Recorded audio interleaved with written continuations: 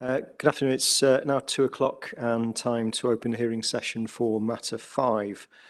My name is Kevin Ward, and along with my colleague Kelly Ford, with inspectors appointed to examine the Solihull local plan. The programme officer for the examination is Kelly Akins, who's on my right.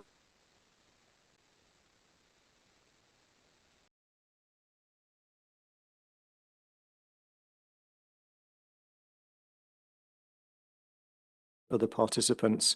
If anyone has any queries generally about the examination or the hearing sessions, etc., if you can contact Kelly in the first instance, please. If I can ask everyone in the room, please, to make sure mobile phones and other devices are switched on to silent mode, please, for the duration of the sessions. We're not expecting fire alarm tests, so if the alarm sounds, can we leave promptly, please, through the exits at the rear, and will be escorted to safety by the fire wardens. We produce guidance notes for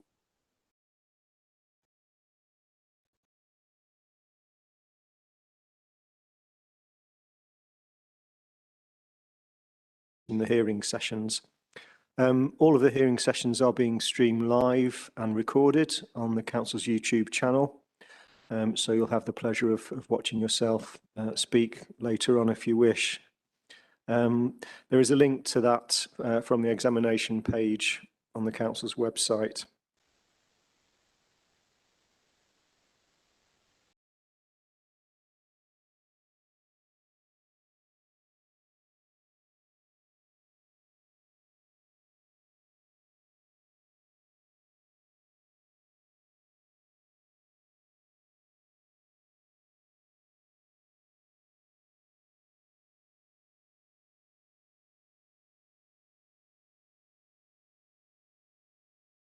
Speaking, avoid simply agreeing with others who've spoken, and if you can avoid repeating points that you or others have already made, please, either in this session or in previous sessions.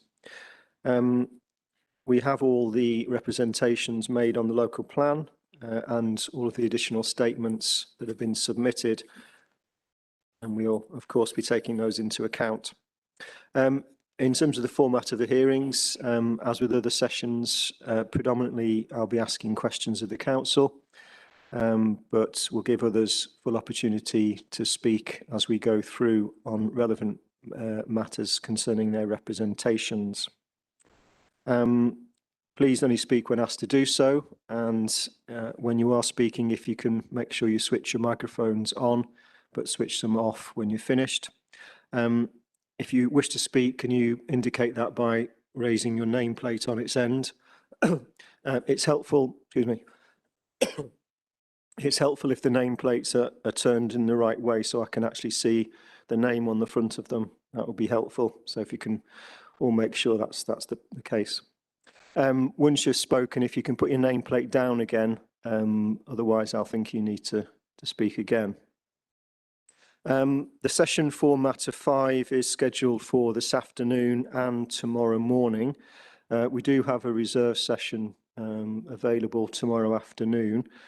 I'm sure you all would rather be elsewhere on a Friday afternoon, but I'm available if requested, as it were. So if we need to go on tomorrow afternoon, we can, but I would hope that we can conclude matters by tomorrow lunchtime at the latest. We'll take breaks at appropriate points. So this afternoon, we'll probably take a mid-afternoon break. We do need to vacate the room by 5 o'clock at the latest today.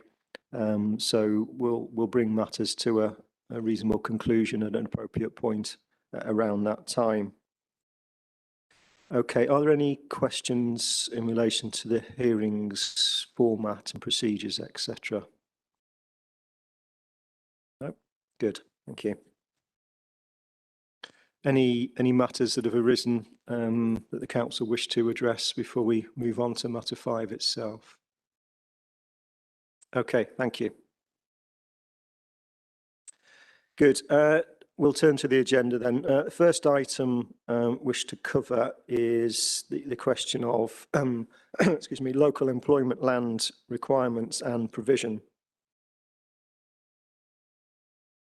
So before we move on, I suppose, to wider matters, also before we move on to more site-specific matters, I suppose, just wanted to get the council to explain the background to their assessment of employment land requirements insofar as they relate, first of all, to Solihull Borough itself. So predominantly looking at the housing and economic development needs assessments of 2020. So perhaps just to take us through what the evidence points to as far as local employment land requirements are concerned. Thank you. Perhaps before we get into that item, if I could just make a couple of extra introductions, because I think there's more faces on the council's team for today. So to my left is Claire O'Connor from the planning policy team. In front of me, to my left, is Mark Andrews, Head of Planning Services. As you will know, but others may not in the room, sir. To my right is Giles Canuck, QC, acting on behalf of the council. To his right is Matt Kingham from ICNI, who have been involved previously at Gel Hearns in terms of the preparation of the HEDNA. To Matt's right is Walter Bailey from the council's transport policy team, and then to Walter's right is Nigel Hudson from the Urban Growth Company. Thank you. Yes, apologies for not asking for introductions. For others in the room, I won't ask for you to introduce yourselves at this point, but if the first time you speak, if you don't mind just introducing yourselves, and if you are representing anyone today, that will be helpful for you to explain the first time. Thank you. Mr. Palmer. Thank you. I'll just outline the evidence for the council's local employment land requirements. The plan sets out the local employment land requirements for the borough over the plan period in policy P3 of the local plan. Council considered that the requirement has been underpinned by a robust and justified evidence base that's been prepared in accordance with the MPPF and the planning policy guidance. To ensure the plan was informed by an up-to-date evidence base, the council commissioned the preparation of a housing and economic development needs assessment, which informed both the housing and employment requirement. This provides information on the supply of employment land and floor space and forecasts for space and employment land need from 2020 to 2036. The study used Experian economic information and VOA trend data to model different scenarios for establishing employment land requirements. And this approach ensured that appropriate economic data was used to inform the future requirements. Got the colleagues here from ICNI who prepared the HEDNA, and they can provide further detail on the methodology if required. But I can take you through the local employment land requirements. So these are, so in the HEDNA, in paragraph 12.32, in table 101 and table 102, these detail the range of employment land need in those scenarios. The local employment needs were summarised on page 210 of the HEDNA, and that's document reference 203. So to summarise, a recommended need of 26,880 square metres or 5.8 hectares of additional office floor space to 2036 was recommended. And for industrial floor space, 72,300 square metres or 16 hectares to 2036. For office floor space, it was recommended that the scenario based on a labour demand baseline was used, and that additional floor space needs could be met by the UK Central Developments. The review of office floor space in the HEDNA identified that the existing supply, including vacancies, balances the identified need. In relation to the industrial requirement, the HEDNA looked at the estimated supply, and this was identified in table 103 of the HEDNA, and this was found to be 46,000 square metres. This left a shortfall of industrial land requirement of 26,300 square metres, or between 5.2 to 6.6 hectares, around 6.5 hectares of industrial warehousing need during the plan period, as identified in policy P3. The council considers that the findings of the HEDNA are justified and the plan provides for the employment land needs of the borough as evidenced by this. The methodology used in the HEDNA is reasonable and reflects best practice, and the study used the most up-to-date information available at the time of preparing the study, reflecting available monitoring information and the latest economic data sets. The study also engaged with key landowners and commercial agents in reaching conclusions on the amount of employment land required. The Council therefore considered that the policy and the requirement within it are sound.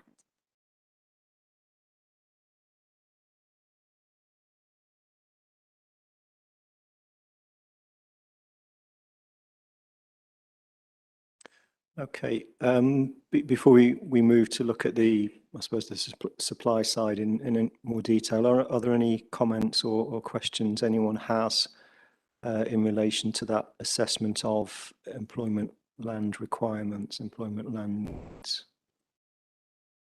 Yep, so from St Modwin, yeah. Yeah, good afternoon, sir. My name is Peter Lever. I'm from JLL and I'm representing St Modwin Developments. If I could just make some comments about the requirement for need.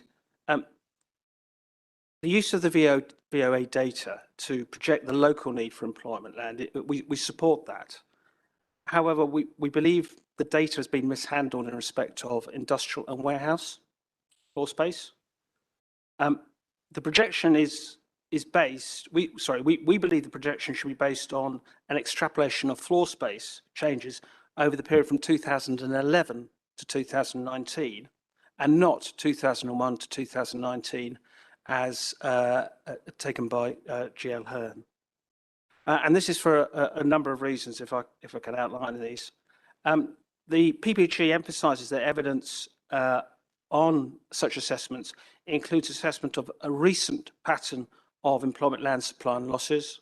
That's paragraph 2A 26. And paragraph 2A 29 of the PPG refers also to consideration of recent employment land take and projections. If you look at the recent trends from 2011 to 2019, as set out in figure 100 of the HEDNA, this projects a much higher employment floor space requirement for industrial. This equates to 178,000 square metres rather than the 45,300 square metres chosen by GL Hearn. We believe that the future changes in floor space are more likely to reflect the recent changes in floor space from 2011 to 2019, and this is for four central reasons. The first reason is concerns the high demand levels experienced over the last 8 years and that are continuing. Since the economic recession of 2008 to 2011, there has been a renaissance in manufacturing after many years of structural decline. Currently, there are very strong key market drivers for both the mid and long term for industrial and warehousing property.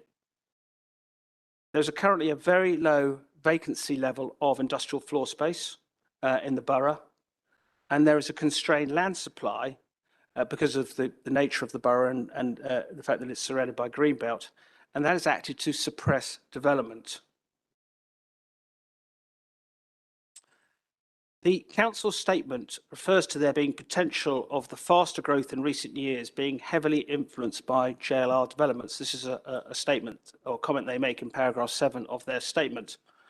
However, it is our understanding through speaking to the VOA that the floor space figures relied upon by the HEDNA exclude any floor space for motor vehicle works, i.e. JLR.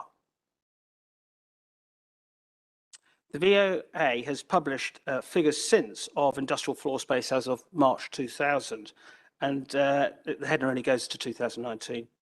And this reveals an increase of 39,000 square metres in just 1 year. Since then, there's been some further development, and we calculated that a further 30,000 square metres of industrial floor space has been completed since March 2020, and that excludes any development at the JLR plant at Lode Lane. Added together, about 70,000 square metres, that's just over the last 2 or 3 years. That already exceeds the 43,500 square metres projected by the HEDNA for the whole plan period. Now, it's difficult to talk about figures in this sort of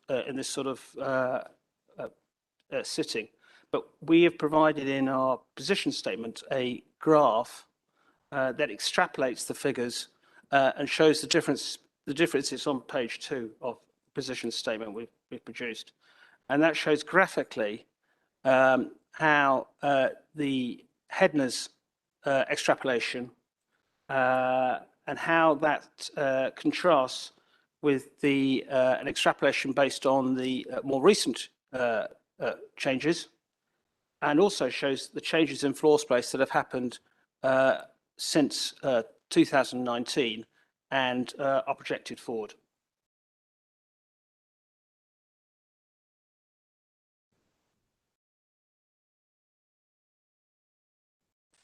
Thank you. Perhaps the council, one of its representatives, could just deal with that specific point there. I suppose 2 points really. One is the view that the shorter term trend should be looked at, i.e. 2011 to 2019. And then also there's the issue of very recent data which would suggest a further increase in uptake of employment land and creation of floor space. Thank you, sir. Yeah, Matt Kingham from my senior. I was involved with the HEDNA preparation.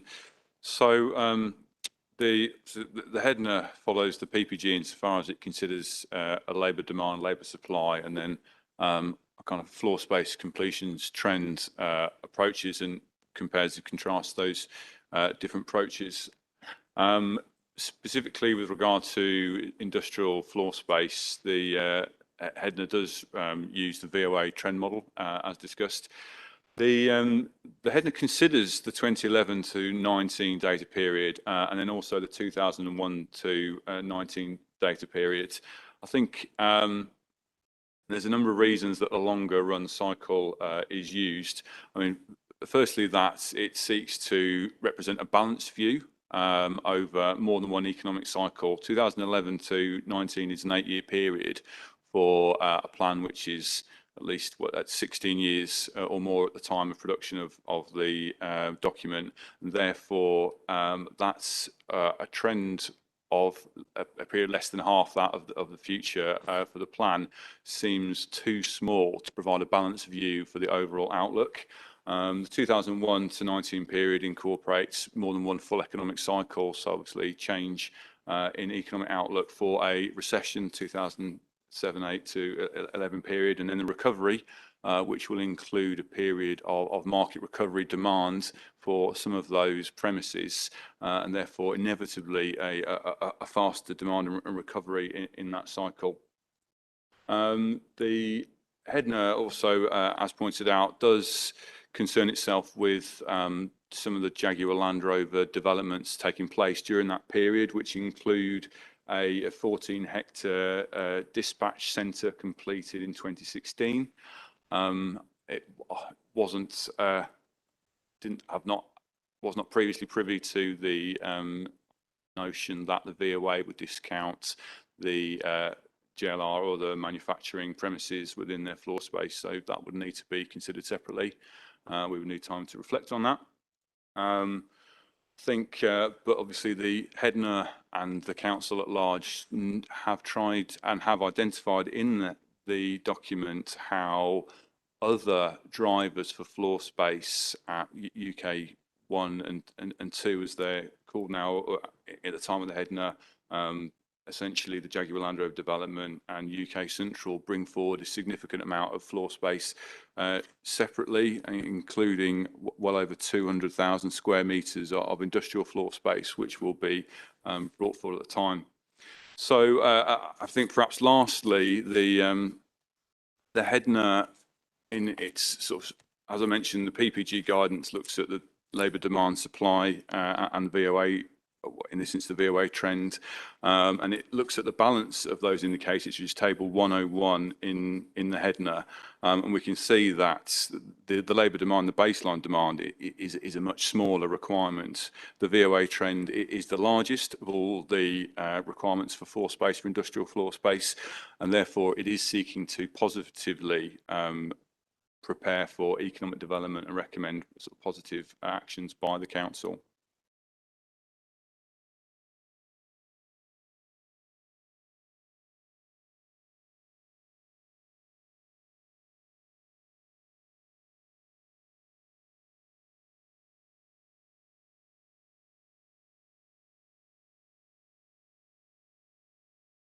The point about very recent developments in terms of floor space creation, etc.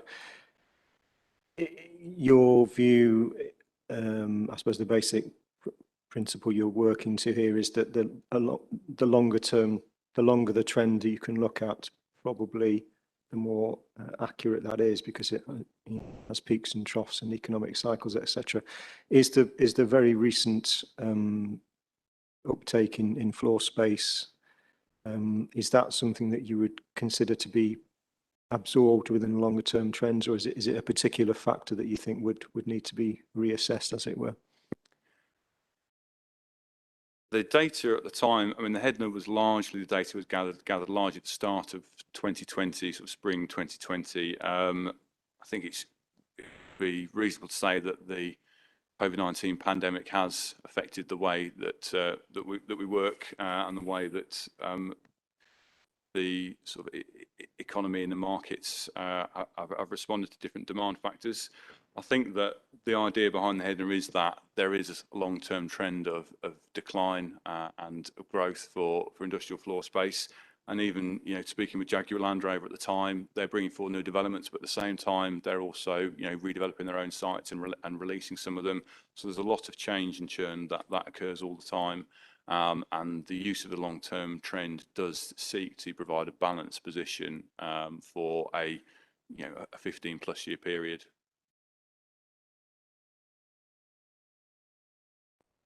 So I just invite you to look at that paragraph, ID 2A26, and to read it in full to try and understand what it's telling us. Because without reading all of it, it says, in gathering evidence to plan for business uses, ... they, the local authority, will need to assess. And then what the full bullet point says is the recent pattern of employment, land supply and loss, for example, based on extant planning permissions and planning applications or losses to permitted development. So all that bullet point is telling us is that these are issues which the local authority will need to assess. The local authority has assessed them. It's looking at extant planning permissions and planning applications of which this local authority is well aware. It appeared to be relied upon as authority for the proposition that a shorter period of time should be the basis for assessment rather than the longer period of time which has been taken. And I think in fairness, when one reads that bullet point in full in its context, it's not authority for that proposition at all.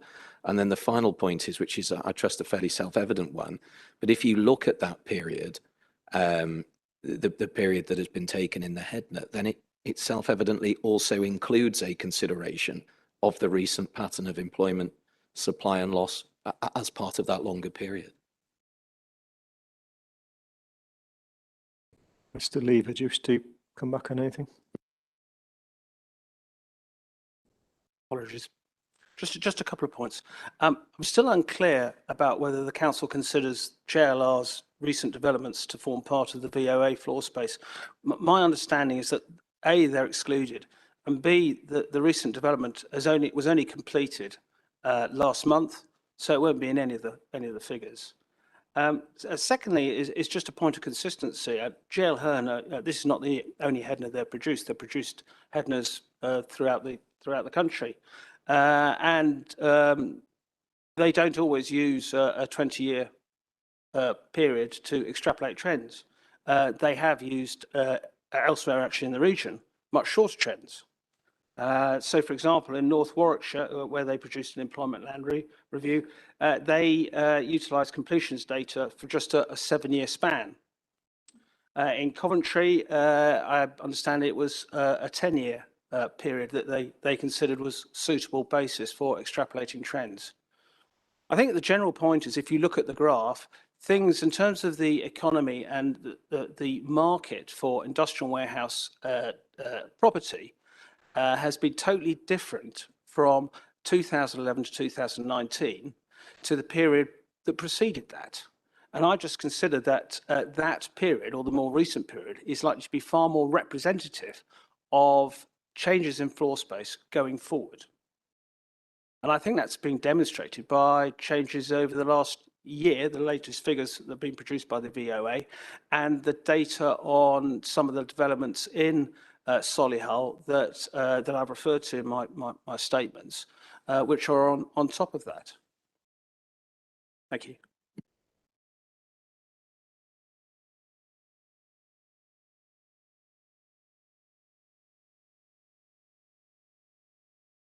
Okay, thank you. Any other points anyone wishes to make about the assessment of employment land requirements? Okay, thank you. If we can then turn Sorry, to... sir, I think Mr. Kingham Yep. did have a point. Apologies. Sorry, I can't quite see the nameplate behind the chair. Sorry. Yes. I thought you were politely ignoring me. No, just very, very briefly on the last 2 points. I think in terms of the Jaguar Land Rover developments, the most recent one, the logistics centre, is different from the dispatch centre that I was referring to, 14 hectares, 2016, was completed in 2016. So that's separate from, appreciate that the more recently completed logistics centre.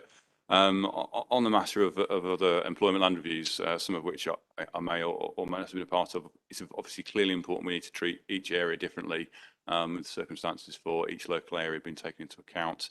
So I don't think it's helpful to necessarily draw on other studies in that regard. I was going to make a sarcastic comment about consultants' reports, but I won't. So there we go. Thank you. Okay, yeah, if we can move on then to looking at the supply side of the situation. Again, just taking, I think you touched on it, Ms O'Connor, early on, but perhaps just revisit that for me.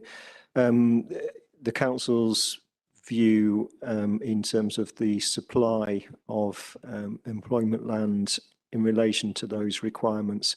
Perhaps just obviously we'll come on in a few moments probably to the contribution of sites UK1 and UK2, but if we could just disaggregate that first of all, just look at the other sources of supply.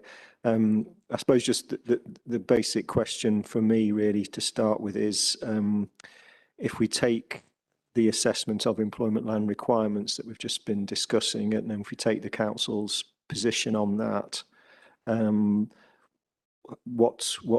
just confirm your position in terms of existing supply, and is that existing supply adequate without any additional allocations in this plan, or is there somewhat of a shortfall? Thank you. So yes, so as I said out earlier, there was a supply of 46,000 square meters that was set out in table 103 of the HEDNA. This existing supply is made up of the allocations which are set out in so the existing supply consists of the allocations which are set out in paragraph 143 of policy P3. These allocations were brought forward from the adopted local plan 2013. They were assessed previously in the Employment Land Review document reference 102. The HEDNA also looked at them and also engaged with commercial agents and undertook a commercial market review to look at those. And the council has engaged in continual monitoring of applications to assess the land available. So the council has those allocations which make up the existing supply. As I set out earlier, there is a shortfall, a residual need that will be need to be met, as you've pointed out, from which the council is proposing through allocations UK1 and UK2. And that was of the shortfall was of 26,300 square metres, or 6.5 hectares.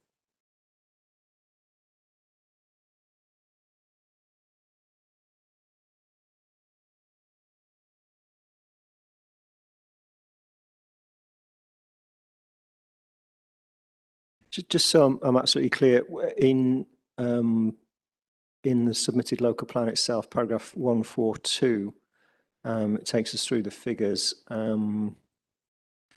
As you say, makes reference to office supply, balancing need, industrial use and warehousing, shortfall around 26,300 square metres, thus requiring between 5.2 and 6.6 hectares. Then it goes on to set out the table below, paragraph 143. Just so when it goes through the existing allocations, it talks about readily available allocated area. So Blythe Valley Park, 2 hectares, for example. I think my maths is right. That gives us 6.7, no, 7.4 hectares. So that's taken into account before you reach the conclusion that there's still a small shortfall. So, okay, yeah. So that's not addressing that shortfall. That's just a background to it. So as things stand, as far as existing allocations, all of the sources of supply, there is a shortfall in the order of 5.2 to 6.6 hectares for industrial warehousing land. Okay, thank you. That's correct, yeah. Yeah, thank you.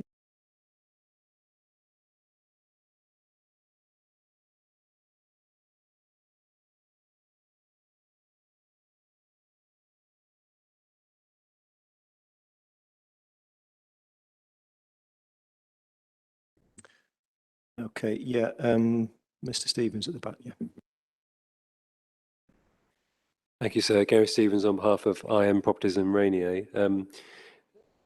Our concerns sort of don't neatly fit into the agenda, so we're going to take the point of raising them at this stage, which relates to the adequacy of the supply, existing supply and proposed supply in relation to meeting local needs, and the specific local needs on the Stratford Road corridor, which is growth option D in the spatial strategy. And perhaps if I hand over to Lewis Payne from EiP Properties, who can give you some more information on that point, sir. Thank you. Thank you, sir.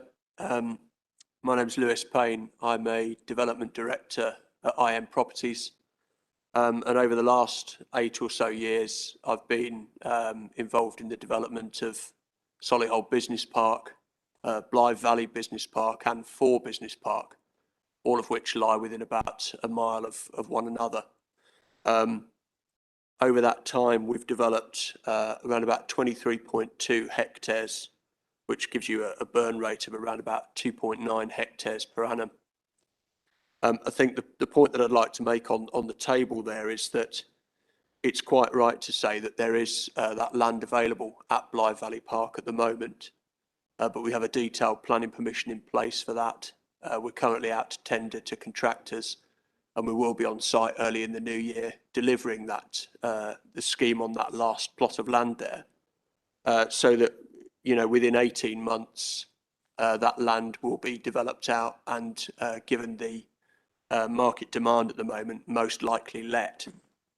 I think the other point to make is that the land that's been stated as readily available at 4 Business Park again does exist, but is not being actively marketed at the moment. That land is adjacent to our new headquarters in Solihull and has been earmarked for our expansion. So that land is not being marketed at the moment.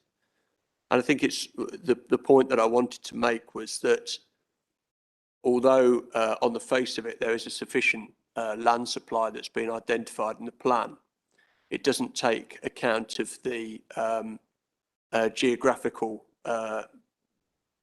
oddities, if you like, of the Solihull market, in that it's all concentrated around junction 6 of the M42.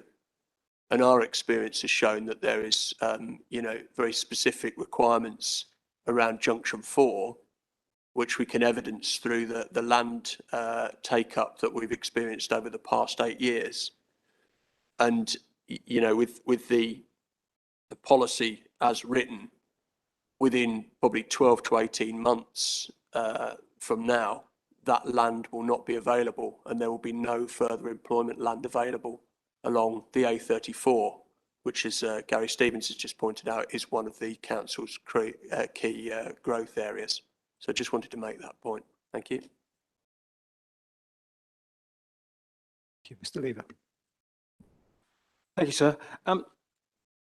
You referred to the table under paragraph 143, and the maths isn't clear at all how they've got it. If you actually though refer to table 103 of the Hedner, I think it becomes a lot clearer actually how it's been calculated, the net requirement. I don't know if you've got that in front of you. If you look at, my interest is with industrial and warehousing, and there you see three sites where they consider can generate industrial warehouse floor space: Birmingham Business Park, Blythe Valley, and Chep site, and they total up to 46,000. And you see the demand or the requirement is 72,300, which gives you a balance of 26,300, which as you see generates a land. We consider that at least 2 of those sites won't generate that amount of floor space.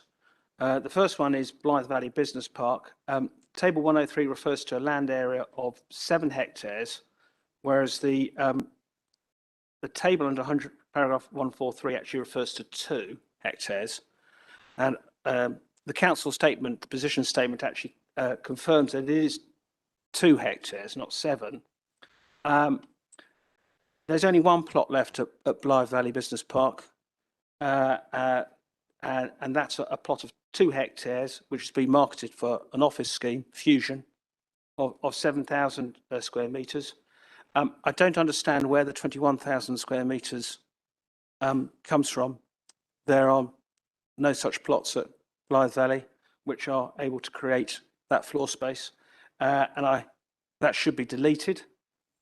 The Chep site is 4 hectares, and it's been assumed that be able to generate 16,000 square metres. But I don't believe this site's available. It has been allocated previously in the 2013 plan and also the 2006 plan. But as actually remarked in the Hedner, the Hedner actually doubts whether the site is available as it's operational. I drove past the site at the beginning of the week. The site is still very much in operation. And I don't think that should be included in the figures. It's also existing employment land. So it may be able to recycle it, but it won't actually produce any new floor space. And actually, as the floor space requirement is built on an extrapolation or an increase in overall floor space as measured by the VOA, I don't think that should be in either. So my maths, I have to say, are completely different. I have a demand of 178,000 square metres for the reasons I set out earlier. I think the supply will be a maximum of 9,000 square metres, which is the remaining plot at Birmingham Business Park. If you take the 9,000 from the 178,000, you get roughly 170,000 square metres. And that will require a developable area of 44.5 hectares, which is obviously considerably different to the balance that they portray in that table.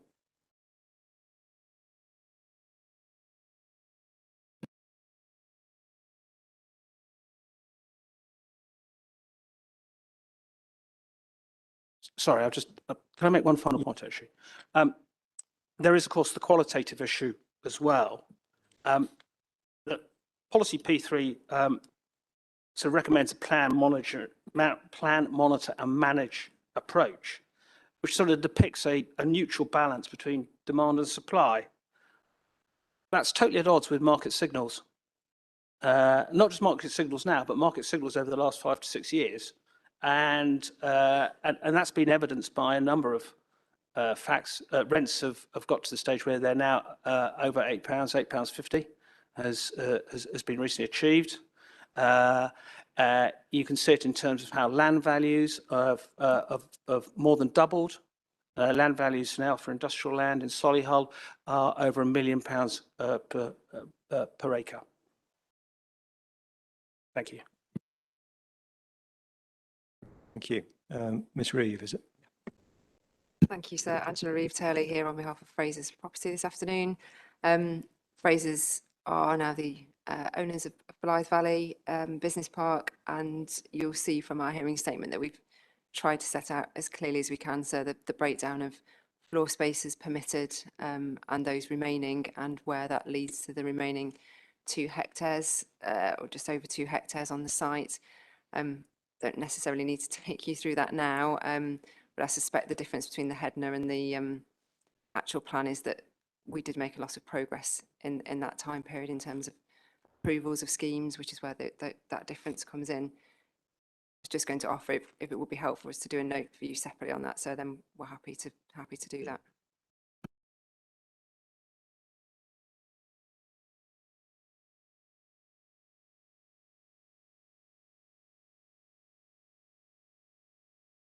Mr Kingham?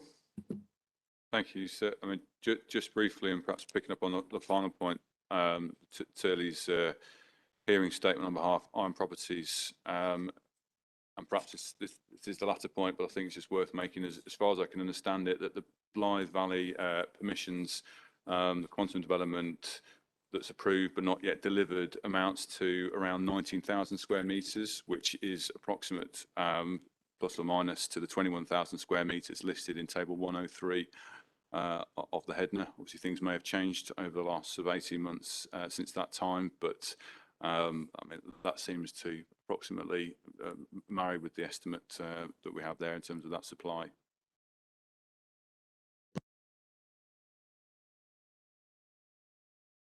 Thank you. Okay, any further points around the table as far as local supply is concerned?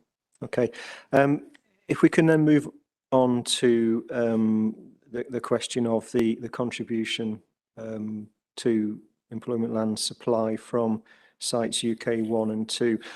We're going to be dealing in more depth with those 2 sites and the policies relating to them in due course. So all I really want to do at this stage is just to look at it in the context of overall employment land requirements, overall employment land supply. So again, just the council's take on the contribution that those 2 sites make or could make to those employment land requirements that we've just been talking about. I mean, I suppose in simple terms, the scale of both sites, we've been talking about some very detailed floor space figures here, but the scale of both sites would seem to swamp those. So I guess just that basic point really from the council's perspective, what contribution would you expect those 2 sites to be making towards those local employment land requirements? Thank you. Yes, so the residual need would be met at UK 1 and UK 2, with both those sites contributing towards local and strategic needs. And there will be over provision compared with that requirement to allow flexibility. So the head now, paragraph 12.54 in relation to policy, in relation to allocation UK 1, sets out that it's reasonable to expect that the site will contribute to local requirements arising at the time, particularly as it reflects some of the strong sectors in the Solihull economy.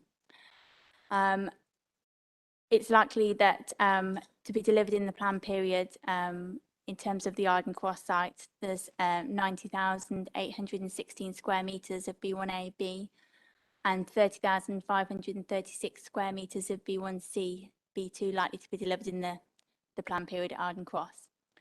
In terms of... Sorry, just if you don't mind just slowing down slightly, but also the figures you're quoting, if you can just give me an indication of which document I can refer to for those. Yeah. I think so. In the Headner table 104. Yeah.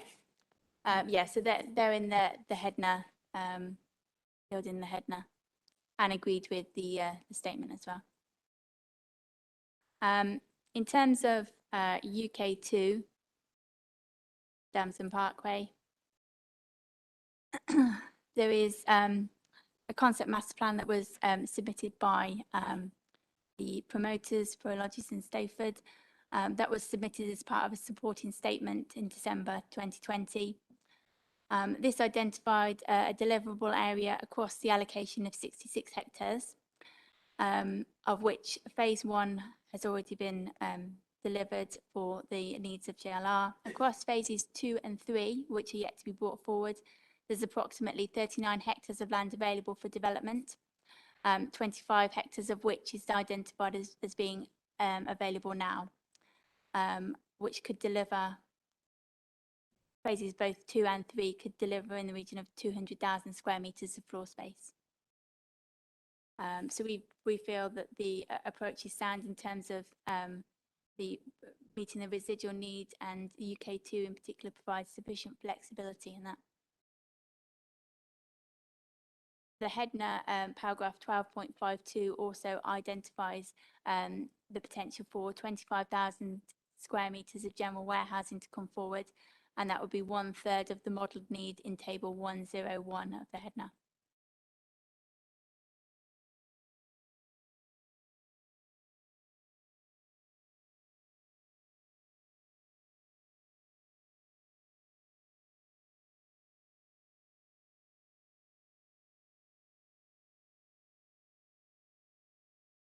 Okay. In terms of the overall land to be provided at both UK1 and UK2, and potential floor space delivery, in terms of, is it possible, is it feasible to disentangle what you might be regarded as contributing to local needs or wider needs, or is that not possible?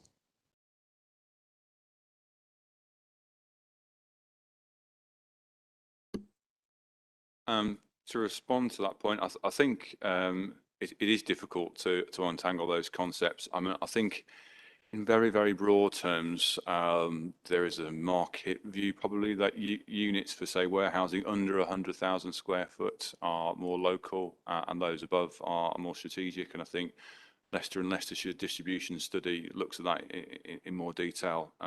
That's not a submitted document here. However, there's evidence in the Headner that there are local operators who seek units above that scale of over 100,000 square foot and above.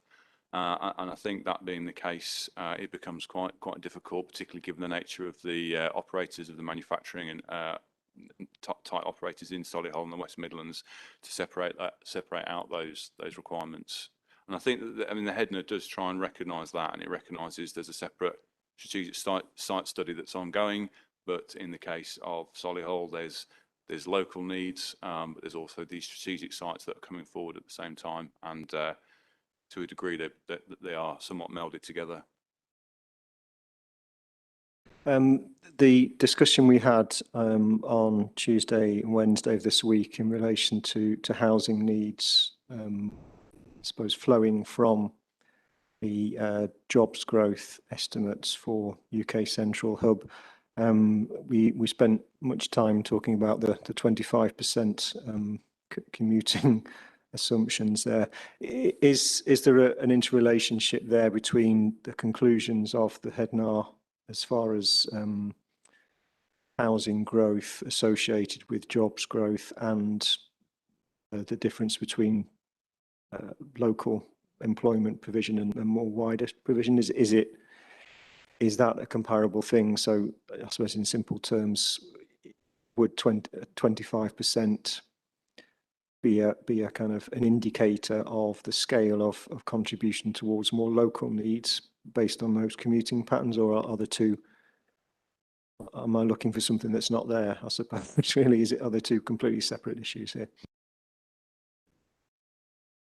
I think that approach has not sought to fully unpack that in the Headner. in the sense that perhaps there's a notion more that the Arden Cross development, which is the focus for job creation in particular, and is obviously on the HS2 line, amongst other accessibility improvements, is probably more likely to cater for strategic needs in the rounds. And I think perhaps what the Headner's doing is the office and the warehousing markets are different. The office requirements from the Headner are relatively low. The Arden Cross provision is relatively high on office and R&D, and therefore it's more likely that's going to be a strategic or inward investment type need that's coming in there. And although it's not necessarily stated, it's rather de facto that could be in migration as well. The warehousing, I was talking about unit sizes, I think that's probably a little bit more blurred, but then equally the employment that's linked to the warehousing component is lower than in relation to the Arden Cross and the office type development. Thank you. But I appreciate the difficulties in trying to disentangle all of that. But on the face of it, if you look at the Headner's assessment of local employment land requirements, even if only a very small proportion of the UK Central Hub proposals were to be accommodating local needs in terms of employment, that they would be more than satisfied. How far does that stretch in terms of Mr. Lever's alternative view about what the employment land requirements are? Would even that be covered, as it were, in terms of the floor space provision? Mr. Lever was talking about much higher requirements, I think in the order of 178,000 square metres. Yeah. I think since the time of the Headner, obviously the market's changed to a degree, and the policy position, then the local plans evolved. So I think some of the references that colleagues were bringing there about the provision at UK2 in particular are relevant in terms of Mr. Lever's comments.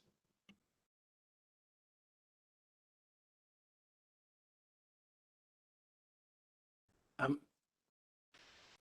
think it's an interesting discussion, this, because the Headner it is about local employment requirements. That's what it deals with. It doesn't deal with strategic requirements. And that was a criticism I made in the Matter 2 discussion. But in terms of the potential yield from UK1 and UK2, I think we can say a couple of things. UK1, from the evidence that's been submitted, will provide a maximum of 30,000 square metres for industrial floor space. And it is just industrial. There's no provision for any warehousing. It's just industrial. It's essentially to meet the needs of research and development and advanced manufacturing. And also, the evidence and the statements of the councils are at pains to state that it is principally of regional and national significance. So you have 30,000 square metres as a maximum. I think you're probably right. If 25%, you're unlikely to get 25% of that. You're not likely to get more than 25% of that for local needs. In terms of UK2, the situation is slightly different there. It's a different type of development, but the policy there is very clear also that it's to meet the needs principally of JLR and Birmingham Airport. And it's also been promoted expressly by the developers as meeting a strategic rather than a local need. And the statements on behalf of Prologis and Stoford actually make that point in the proposed modifications that they suggest. It's a strategic site to meet a strategic need rather than local needs. There are also issues concerning its full delivery because of, in terms of the latter phases, because they do require the relocation of two sports clubs. So again, I sort of come to the conclusion that actually the amount of floor space that can be generated for local needs out of UK2 is relatively limited.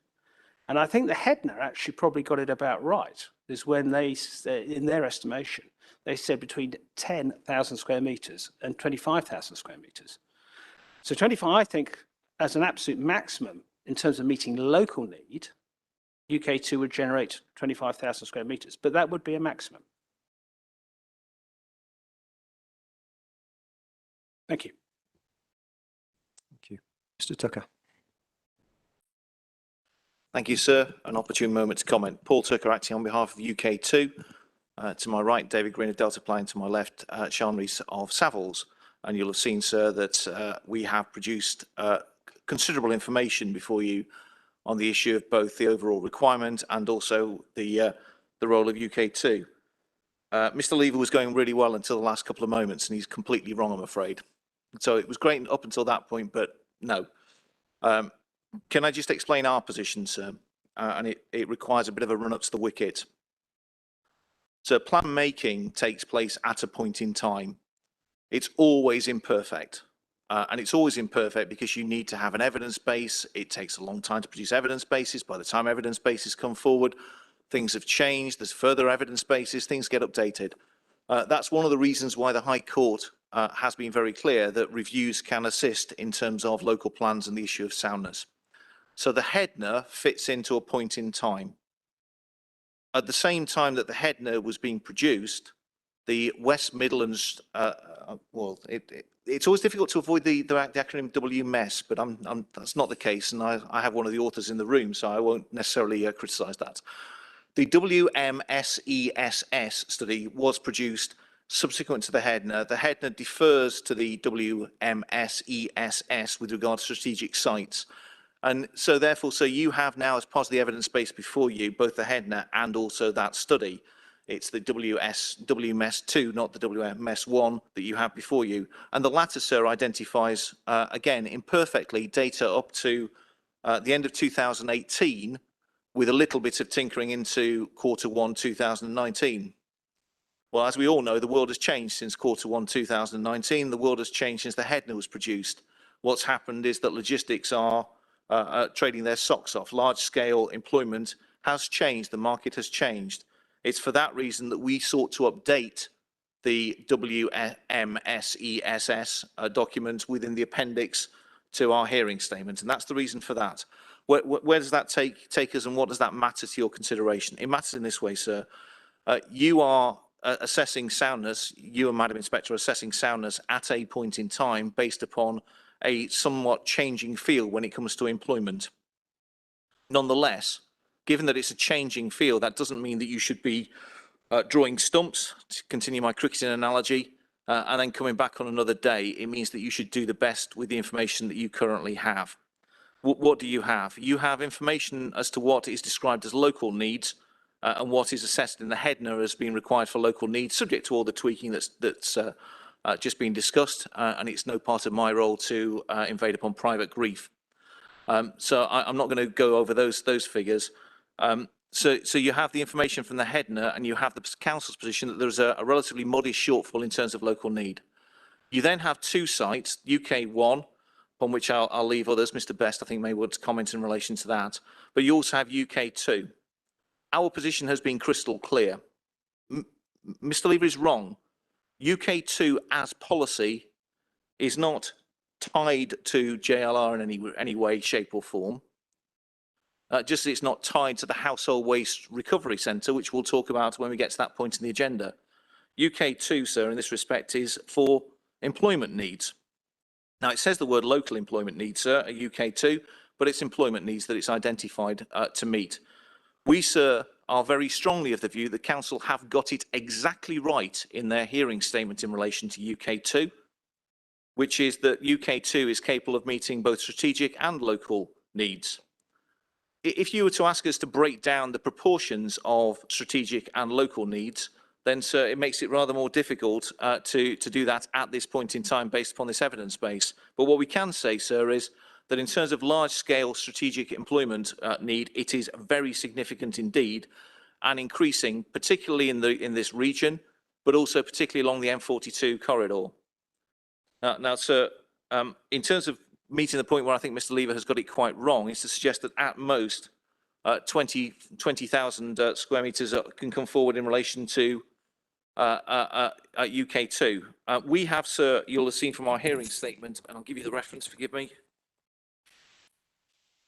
we've produced a table at paragraph 3.7 of our hearing statement, which serves as a table that's been in the public domain since our original representations on an earlier iteration of the plan, which says that there are 3 phases of UK2. Phase 1 involves the logistics centre and the distribution centre, which have already been brought forward by Jaguar Land Rover, and they amount to 36 hectares, gross 27 hectares net. That's up and running. Part of our exceptional circumstances case, sir, as we'll talk about in due course, is what's happened since 2016 when the plan was first to glimmer in the Chief Planner's eye. But for phases 2 and 3, phase 2, sir, where my clients who are nationally renowned producers of developments such as this, they have a considerable controlling interest in relation to 25 hectares, which is essentially deliverable ASAP. It's fair to say chomping at the bit would be the best description of my clients in terms of bringing forward development on this site. They estimate that phase 2 will be able to deliver on 25 hectares net, 42 gross, 142,000 square metres. Now, so that's in the public domain. It's based upon information that's been available for some time. And sir, our very firm position is that's deliverable now. Now, you asked, sir, what is perhaps the most pertinent question to ask, which is where's the division between local and strategic? Well, so there's always going to be some sort of artificial division, however you cut it. Employment is employment. Some of it's big, some of it's smaller, some of it's evidenced in the Hedner, some of it's evidenced in the Savills report. But, sir, there is a need for it in terms of this district, and we can provide 25 hectares on phase 2 pretty much straight away. Phase 3, where you'll have seen from the policy itself, sir, that there is control from sports clubs in respect of those areas. We are very confident indeed, based upon our up-to-date discussions with those owners, that those can be brought forward within a relatively short period of time and well within the planned period.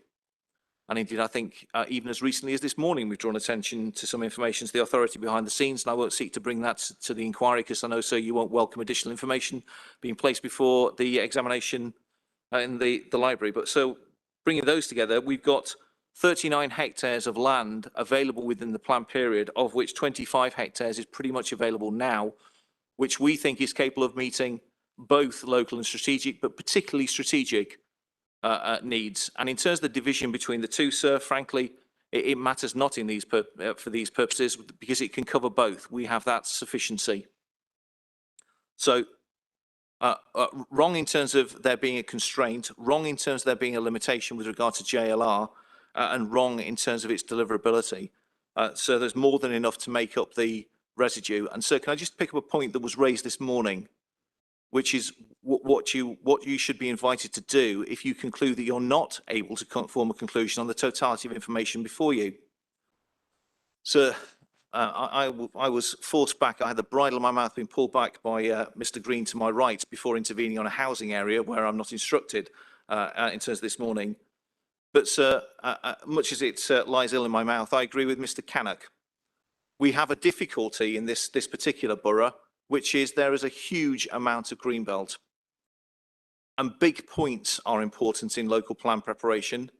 A huge amount of greenbelt, which realistically is difficult to release, even for immediate needs, even where those needs are overwhelming, where the test is very special circumstances. It is far, far better in the context of an immediate need to get a plan adopted, however imperfectly the evidence base may be, and then to review it immediately if you are aware that there is a changing evidence base. And that is exactly the position for employment. We are aware that there is a changing evidence base. We are aware that there is a particularly acute difficulty on the M42 corridor as set out within Appendix 1 of our hearing statement. So, sir, the solution is not draw stumps, have another call for sites, which Mr. Lever suggests at the end of his hearing statement.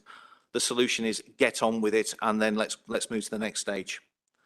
And sir, I'm bound to say in relation to your question, which was asked a few moments ago in respect of jobs and household growths, I think it was the inspector at the Cheshire West local plan examination that said that the relationship between jobs and household growth is not necessarily a direct one. So if that's of any assistance. I think that was me, actually. Oh, it was, sir. That's why I mentioned it. But in the same way that I kept quiet when Mr. Sullivan said safeguarded land appeals are always allowed. My direct experience of that, sir, is that they're not. Indeed, yes, I do recall that. Thank you. Yes, sir, I've still got the wounds. Cheshire West is another one I'm trying to forget, as it were. Thank you. Okay, Mr. Best, is it? Yep. Yeah, thank you, sir. Yes, Mr. Tucker was right. He did take a very long run up there, didn't he, from, I think, beyond the boundary. So I'm going to take a shorter run up and play a pretty straight bat on this one. You asked two questions about 5 minutes ago. One was about local needs, and the other was about this 25% issue. And just a small correction again from me, I'm afraid. I think Mr. Kingham from Iceni responded on that question about local needs being met by Arden Cross. And I think it's in our statement of common ground with the council, which refers back to the Headner. I was trying to find the reference within the Headner. Mr. Kingham may recall it actually, but I think it was more that it was the potential local need for grade A officers which might be met by the Arden Cross development. I think he referred you to smaller scale industrial, and clearly there is some industrial development going to come forward at Arden Cross as well, which I think Mr. Lever referred to. But I think it was more local office need that was likely to be met. And I agree with Mr. Tucker, actually, the distinction between strategic and local in this sense is quite arbitrary, particularly on sites that are meeting very significant regional and sub-regional need, as certainly the Arden Cross site is. And then the second question you asked was about, were you potentially conflating this question about, was local need equating to the 25% commuting we discussed in the last 2 days? And I'd say it doesn't, for the following reason, which is the local need for employment is from the businesses and the potential occupiers of those business premises. So it's the local need that's generated by the economic and demographic forecasting that sits behind the Headner. Whereas I think the commuting patterns are entirely different. That's about the future employees of those premises. So, for instance, if a local need was met by an office occupier at Arden Cross, which then drew in people from a much wider area, then that would generate whatever commuting that would generate. If we landed Google on Arden Cross, then there'd equally be some local jobs, but whether it was 25, 75% would depend entirely on the nature of those jobs, the skills required, and the skills of the existing workforce. So I don't think the two can be or should be conflated. And then my final point, which I've realised I'm taking longer than I was expecting, was just to bring you back some facts on Arden Cross, because the Headner talks about the anticipated delivery of both B1AB and then B1C, B2, and that's table 104, which you've been referred to in the Headner on a couple of occasions. Arden Cross Limited are comfortable with those figures. They're fairly consistent with our expectation of delivery. And if I just give you some sense of the proportions, the 90,000 square metres of B1AB that are anticipated to come forward within the plan period are about 22% of the total amount of B1AB that we expect to deliver on the site overall. So there's 415,000 square metres of B1AB over the whole totality of the master plan, which has been the April 21 master plan, which you'll have in your examination library. I think it's document 110 version 2. And then the 30,536 square metres of B2 or B1C, B2, the kind of in the industrial element, is about 42% of the total of 71,000 square metres in the master plan across Arden Cross. And the reason for the distinction there, and again, we acknowledge the kind of cautious approach taken in the Headner.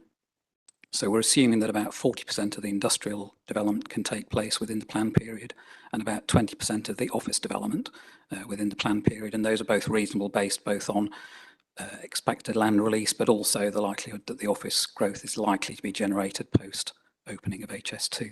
And I'm sure we'll come back to that later in the examination hearing session, but I thought that was just helpful for now.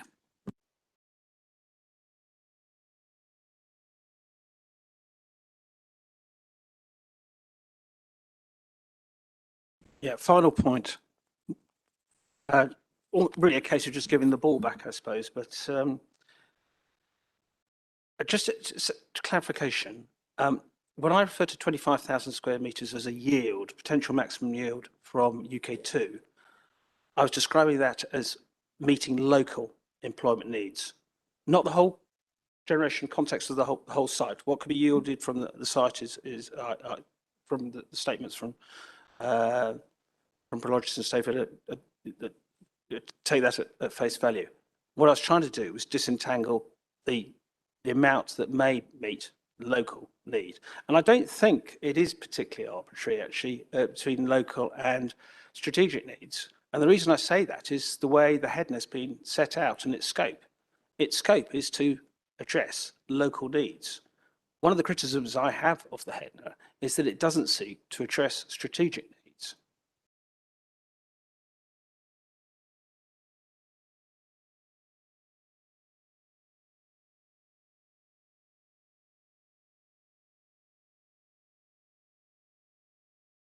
Okay, any further points as far as employment land requirements and provision are concerned before we move on?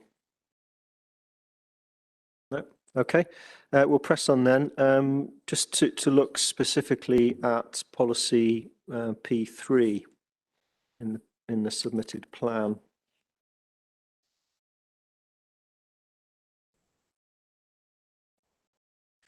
Just, I guess, first of all, just ask the council to set out the background and the basis for the policy approach, first of all. Thank you. Policy P3, the council considers that policy P3 provides a framework to support a broad range of employment opportunities and encourages sustainable economic growth, as well as protecting existing employment land and floor space of a range of size and types.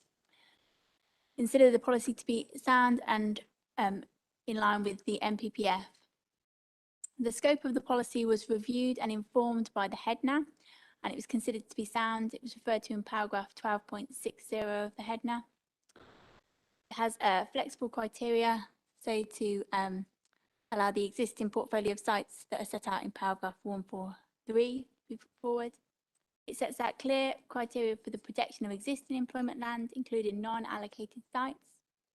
It sets out clear criteria to support the retention of small and medium-sized enterprises and the creation of new ones, and the protection of existing sites.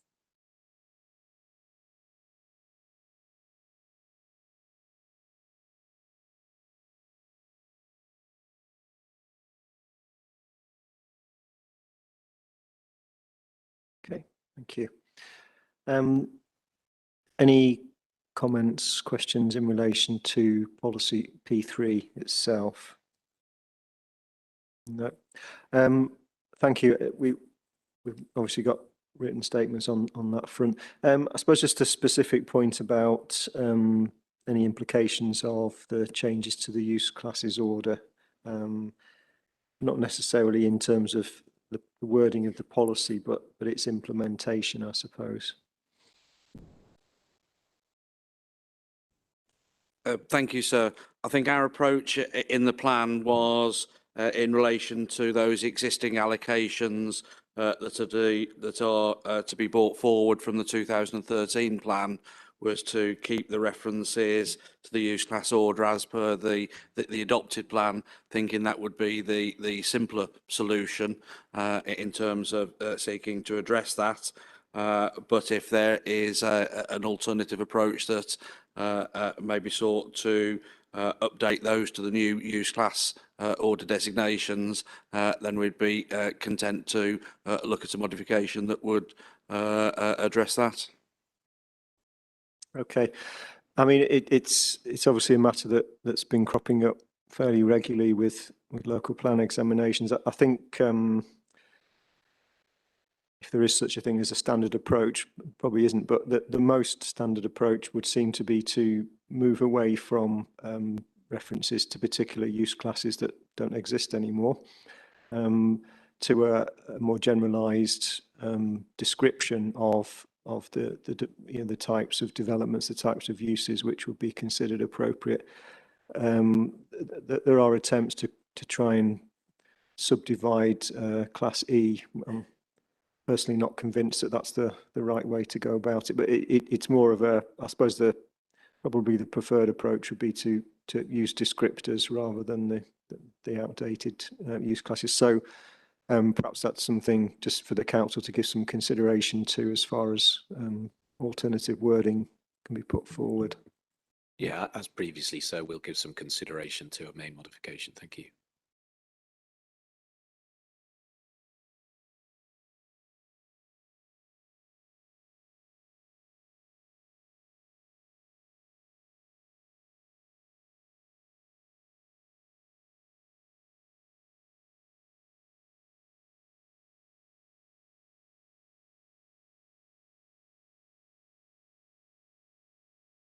Thank you. Councillor McLaughlin. Thank you, sir. I know this has in effect been picked up by the representative from Prologis in terms of, we have to capture something in a point in time. But a number of people have raised concerns over potential over provision of commercial land, firstly, given the impact and also the amount of vacant office space currently in the town centre and the potential for that being repurposed. I know there's always going to be differences of opinion and different agendas in terms of people's representations on this. But I think also as well, there had been some concerns over in relation to policy P3, paragraph 3, the in brackets where it mentions and where appropriate waste management that have been raised. But I know that we'll come on to that later on in the representation I'm making on behalf of Councillor Laura McCarthy. Thank you. Thank you. Okay. Mr. Tucker, yeah. Yes, sir, just a very small point, really. It's a matter for, obviously, your thoughts and the council's thought. We find it slightly odd that the table, which actually identifies the allocations and their yield, is below the policy rather than within the policy of P3, which may be a point to pick up, just thinking how that might play out in future appeals. And just to pick up the point that the council has just made in terms of office development, obviously the figures that I gave were not related to office development. They're very much towards wider employment. The first point, really, sir, I'm certainly not objecting. It's really matters to leave with yourself and the authority as to what forms part of the policy, what forms part of the reason justification.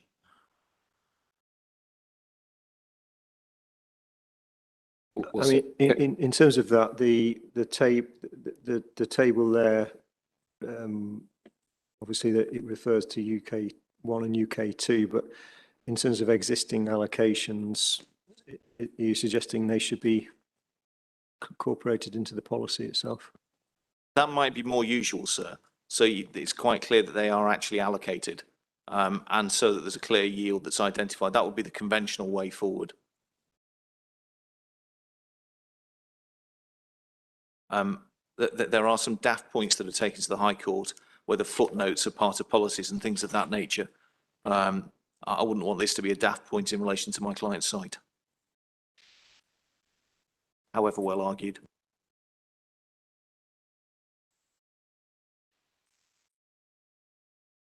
Mr. Cannock.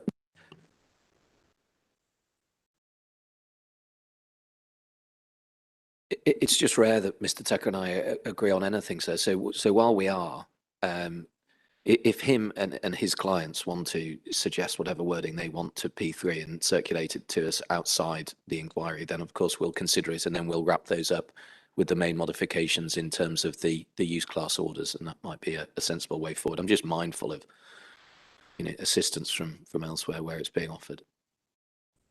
Happy to do that, sir, and obviously we'll discuss which proportion of Mr. Cannock's brief fee I get.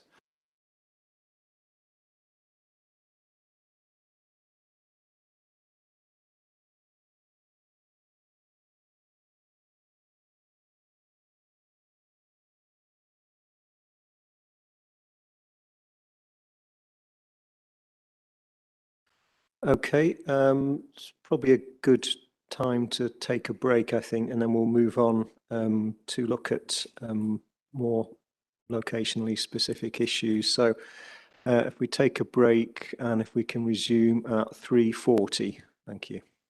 Thank you, sir.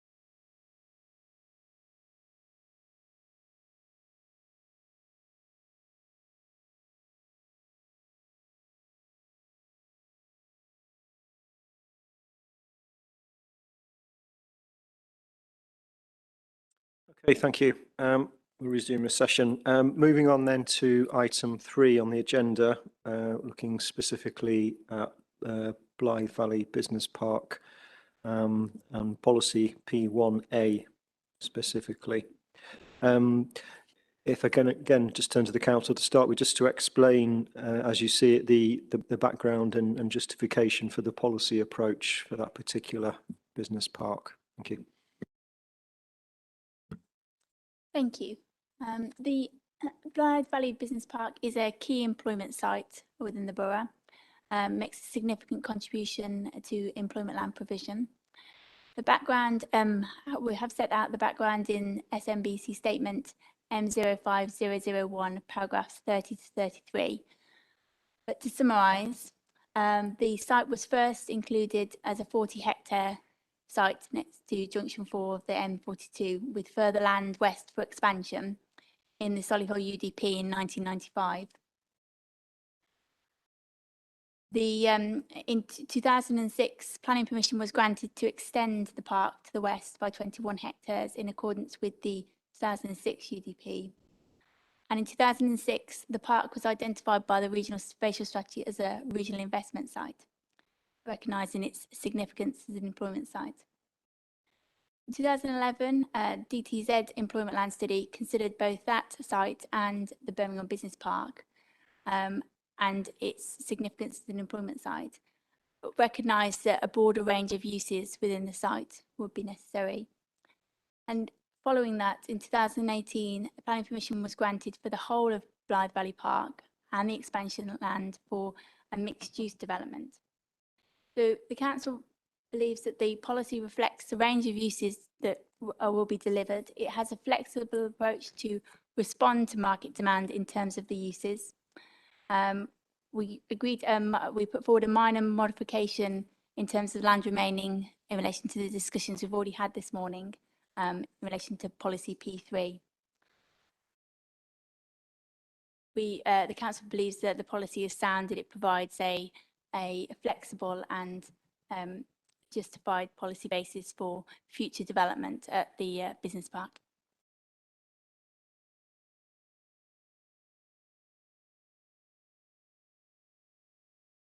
Okay, thank you. Given the discussion we just had about employment land supply, etc., we're talking about a very small amount of land that's still available, and as we've heard, I think is not going to be available for much longer from the sounds of it. Just in terms of I suppose the necessity to have a specific policy about this particular location in the local plan. Yeah, I mean, the policy does deal with a range of uses that will now be delivered at Blythe Valley Business Park, and it provides provision for any further uses within that as the plan progresses.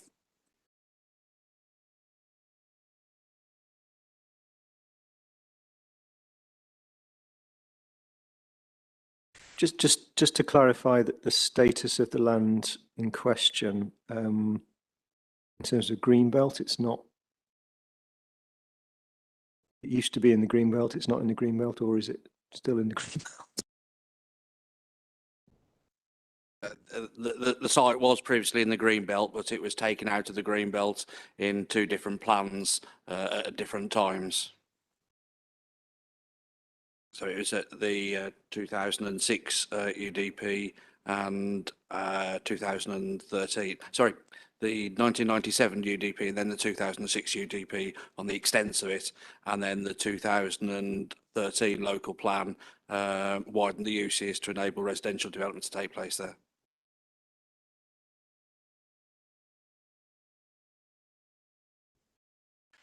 And in terms of the overall site,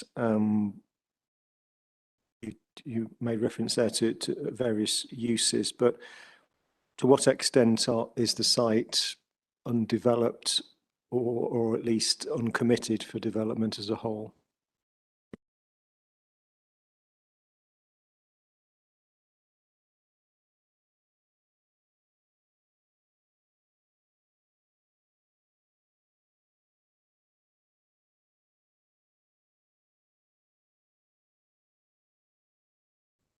I believe that might well be set out in IM Property Statement 026. Yep.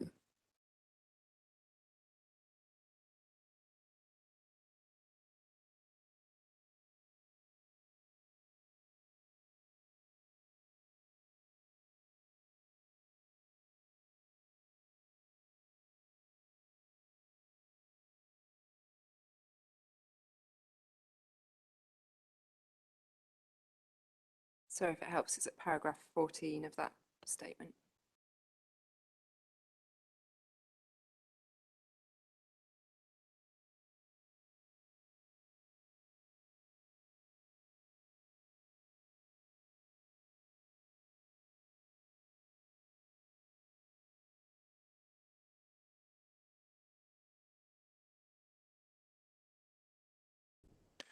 That paragraph reaches a conclusion that there's approximately 2 to 3 hectares of land available. Yeah. Okay. Sorry, sir, just to clarify, those are 2 to 3 hectares over and above the areas that were discussed by Mr. Payne earlier.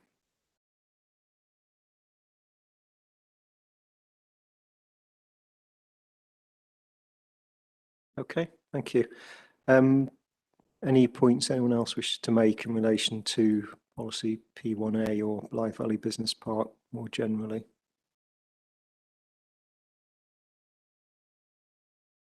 Okay.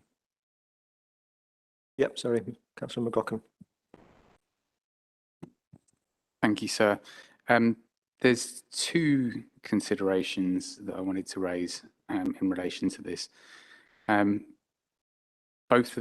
One is environmental, the other one kind of pertains a little more to sustainable travel. First one is that there is a SSSI, so a site of special scientific interest that adjoins the site. And it's just obviously ensuring that there are protections of that, but it's also floodplain as well. So not just in terms of the potential impact of flooding onto the development, but the potential impact that the development could exacerbate any flooding with runoff.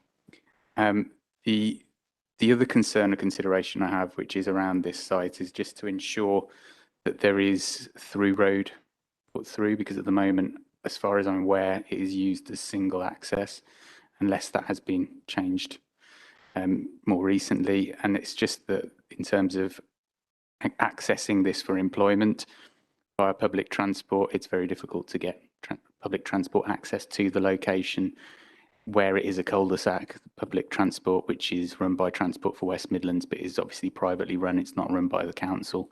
It's much harder to get public transport providers to go in and out of the same exit. They want to have a through route. So just ensuring that there are facilities for that in the future. Thank you.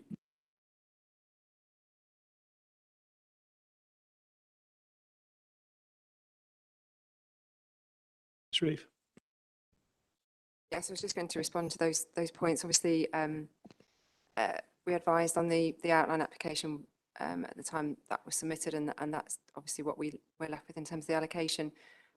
Consideration was given to the SSSI through that, and any impacts were able to be mitigated. Similarly, the floodplain, we did a lot of work around flooding.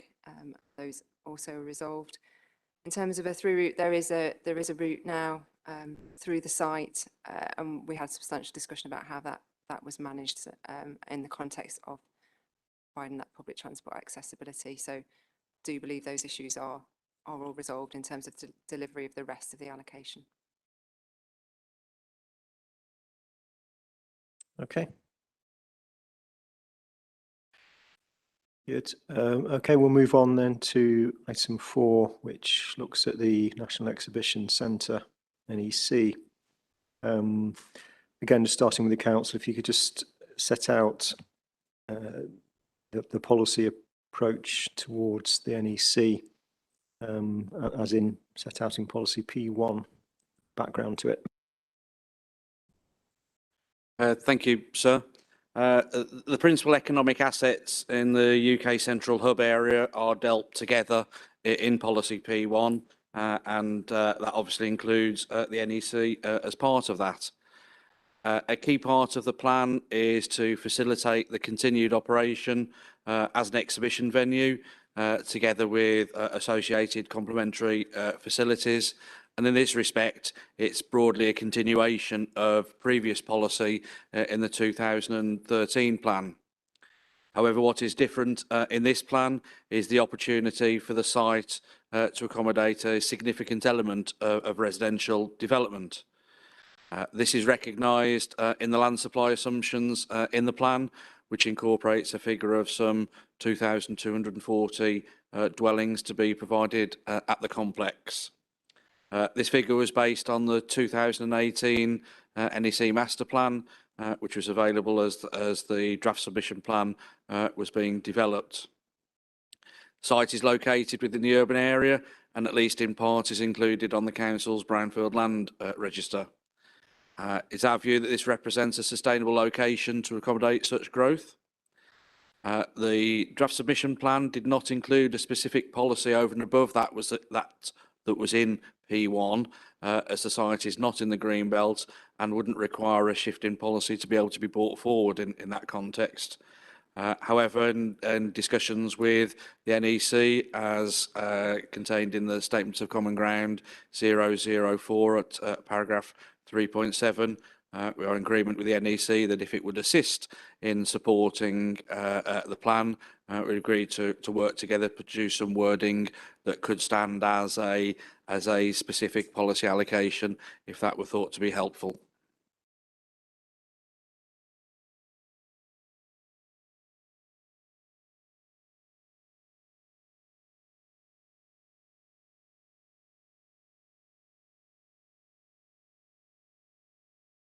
Svanthan. Thank you, sir. I know there's a number of sort of separate sections in relation to the NEC, but I'll perhaps just try and pick up all of my points in one because it might make it easier for the council to address them. And then I think Mr. Davies behind me is probably also going to continue on the same theme. Firstly, it would just be, it's a point of clarification, and we appear to have two trajectories floating around for the NEC. So I'd just like to understand which one we're working to. We've got one which shows, they both start in 2025-26, but we've got one which shows a flat rate of 224 dwellings per annum. And then we have the site allocations profiles, which were submitted to you directly, sir, and they show a first year of 300, and then it flattens off to 195. The CBRE work, which comes in with the NEC's statement, uses the 224 flat rate, but it would just be useful to understand which one we're working to. The point on the policy is it's useful. Obviously, we've seen the statement of common ground, but it's useful to know that that is now going to be followed through into the plan. The point is that we had discussions this morning on some of the sites where obviously we've got quite detailed concept master plans, and they've been through quite a sort of detailed master planning exercise. At the moment, for the NEC, we just have what I would say is a very high-level vision rather than a detailed master plan.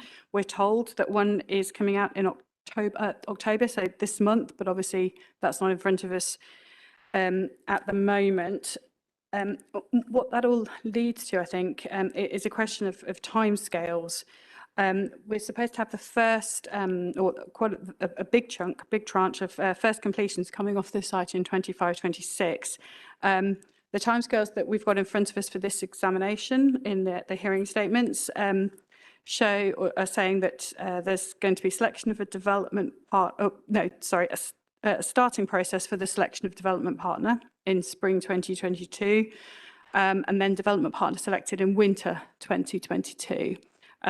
Doesn't specify when a planning application is going to be submitted, but one would assume that's not going to be until after your development partner has been selected. And then we start on site in winter 2024. It seems very optimistic but by any stretch. And what it doesn't seem to do is paragraph 88 of the draft local plan talks about an SPD being produced, and indeed that's also referenced in the statement of common ground between the council and the NEC. The phrase "an SPD" would suggest that we are looking for one SPD covering the whole of policy P1 area, which is obviously quite an extensive area. and quite an extensive number of parties that have to be involved with the production of that SPD. And that doesn't seem to be factored into the timescales that have been put forward for getting a start on this site. And the final point is just that there doesn't seem to have been any assessment of, or there doesn't seem to be any assessment of the infrastructure that's needed to support this development. This site is not just about the housing, as we know, it's part of a much bigger scheme. But the council's site allocations profile, which I think is document 004, says that there's been nothing formally included in the policy in respect of infrastructure requirements, and that we should just, it's going to be similar to what's being delivered at Arden Cross. But it doesn't give us any assurances about actually what that infrastructure is or what infrastructure is actually needed to deliver such a significant development. So we have looked, sir, in our statements, obviously we have made reference to the Lichfield start to finish document, and I'm loath to hang too much of store onto that. But I think from from my perspective, looking at this, it just seems that getting whether it be 224 or 300 units off this site in 25-26 seems very optimistic, and that's in the context of, as we've discussed so far, a plan which has very little resilience built into it. Thank you. Okay, thank you. You've covered several points I was going to come on to, but I can understand why. So, Mr. Davis, yeah. Thank you, sir. Michael Davis on behalf of Hampton Road Developments and Bloor Homes. Without wishing to repeat Ms Ventnam's comments, I think where I'd like to start on responding to the proposals at the NEC is, first of all, it's a sustainable location. We don't challenge that. I think the whole of the UK Central project is an excellent project. But I think what we say is it's too much in too short a time. And the reason why we have made strong representations throughout the process is because for us, this, if it goes wrong and if there's no buffer, which there isn't, and what I mean by that is if you look at the trajectory, if there's a delay of more than 1 month, we don't deliver in the plan period the 2,240 dwellings that are proposed. What I see from the recent changes to the trajectory is a sliding to the right and an increase in the number in the first year.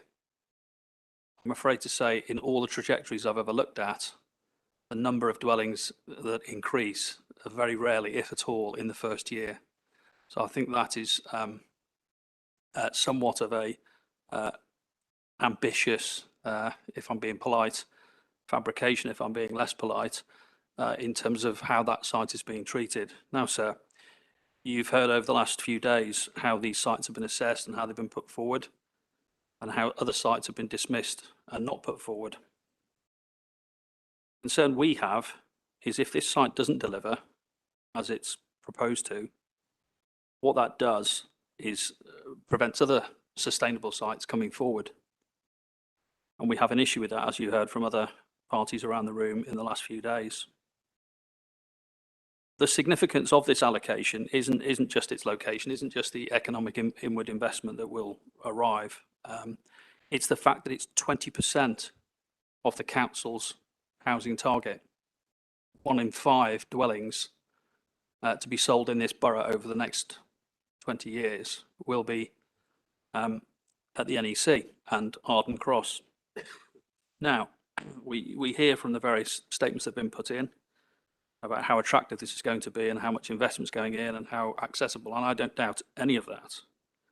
But the bits you don't get told are that you'll be underneath the runway, the flight path next to the runway. You'll be next to 8 lanes of the M42 and 6 lanes of the A45, all of which are urban, noisy, and certainly not a location I would expect families to locate. So you're told in the statement that this will be a mixed location for a range of dwelling types. We challenge that. We don't believe this will be a location for most families to choose to locate, but it might be a location to buy an apartment. So in terms of the typology of properties, we doubt the statements that have been put to you, sir, that say that this will be a mixed location. So what we have then is a 20% skew on the housing delivery in the borough towards high density apartments. And I question whether that has an implication in terms of the available products within the market for those people who generally in Solihull are seeking a home with a garden and not an apartment with a balcony.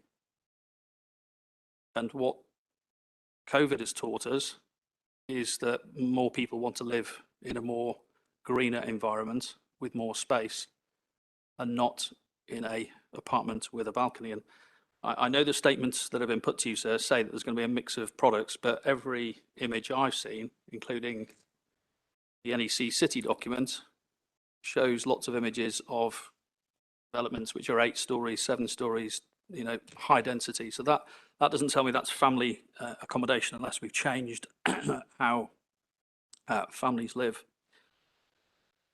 The other point I wish to make is that the trajectory that's been highlighted by Ms Ventham, that the latest update is different, and yet in the statement that CBRE have put together, they don't recognise that, and all they've done quite simply is taken 10 years and multiplied it by 224, or perhaps they've taken 2240 and divided by 10.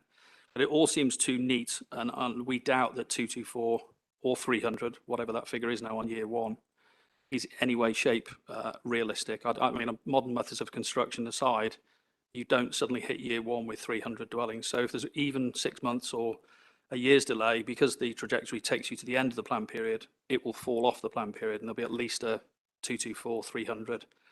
As Ms Bentham said, that the application hasn't even been put together. There's no visible signs of a master plan, SPD. I think you're talking 5 years minimum before a planning permission is available. In terms of the Litchfields document, the start to finish, I think they talk about an average of 8.4 years from the point an application is submitted to the time that the first dwelling can be occupied. So putting all of that into the council's trajectory just pushes you right. So back to where I started at the start of my statement, we think this is a very sustainable location, but it's too much development in the plan period. Thank you. Councillor McLaughlin. Thank you, sir. Just wanted to pick up on a couple of the points there. Obviously, I'm sure you would have seen the noise cone impacts of Birmingham Airport. The site in question there, I don't believe is under the flight path. It's adjacent to it. The areas which are more prominently affected are already very developed. It's one of the largest noise impact airports in the country. So despite it not being the third largest, I believe it is the third highest impact. But this isn't an area that would be primarily impacted. The other point that I wanted to make as well, speaking on behalf of one of the demographics, my generation and younger, who are currently finding great difficulty in finding affordable accommodation and smaller accommodation in Solihull. And I'd also, I haven't submitted, but I would be able to get hold of and submit Solihull Council's housing waiting list to be able to demonstrate the actual house sizes that are required, because there's a significant amount of 1-bedroom and 2-bedroom properties which are currently in demand. Now, I know that the housing waiting list and the housing market do not completely correlate, but there is at least some information to refute what was just previously stated. Thank you.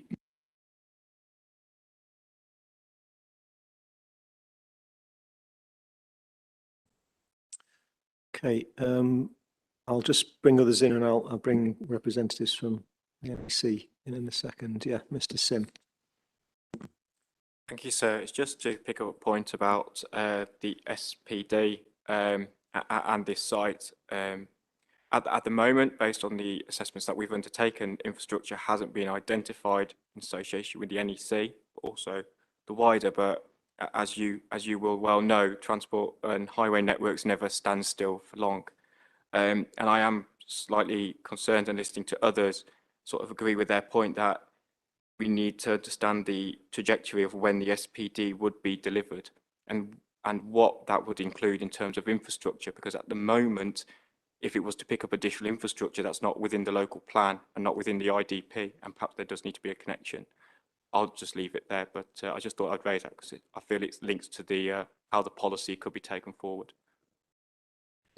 But in your consideration of the plan overall, you would have taken into account the proposals and the references to the scale of residential development at the NEC. We have, based on the information that's been provided by Solihull, we had that in July, so we've done a very quick and crude assessment of it. At the moment, we seem to be satisfied, but obviously things can still come out the woodwork at later dates. Ms. Graham.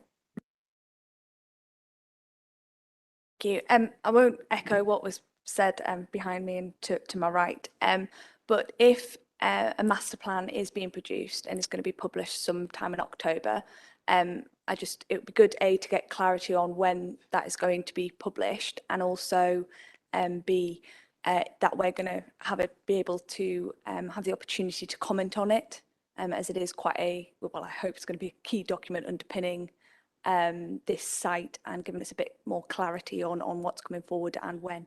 Thank you. Okay, thank you. If I can bring representatives from on behalf of the NEC group in. Not sure which of the two gentlemen you are, but if you can introduce yourself, please. Thank you, sir. I'm Richard Cowell from NCL Development, here representing the NEC group. Joined this afternoon by Gary Masters, who's the General Manager at the NEC, and Craig Eustace from CBRE, the Director on the housing side. I think in terms of the starting point, we've submitted a hearing statement setting out the current position with the site and the work that's been undertaken. I think what I want to sort of start with is really reiterating the point that the NEC Group, as the landowner, working with Birmingham City Council, who are the other landowner of the site, are now actively bringing forward a master plan for redevelopment at the NEC. This plan builds upon those principles and aspirations which were set out in 2018. But actually now we're really much focused on bringing forward a deliverable proposition on the site that demonstrates both how we can achieve the 2,240 homes in the plan period, as well as releasing potential opportunities longer term, as well as the complementary uses, the infrastructure, public realm enhancements to support that level of development and release the site. And I think what's very important about that master plan that we're producing, and I welcome people's comments about the sustainability of the site, recognising that, and also keen to see the master plan in the detail. I think what will be very important in that is that this master plan will be very detailed and it will be underpinned by a clear evidence base.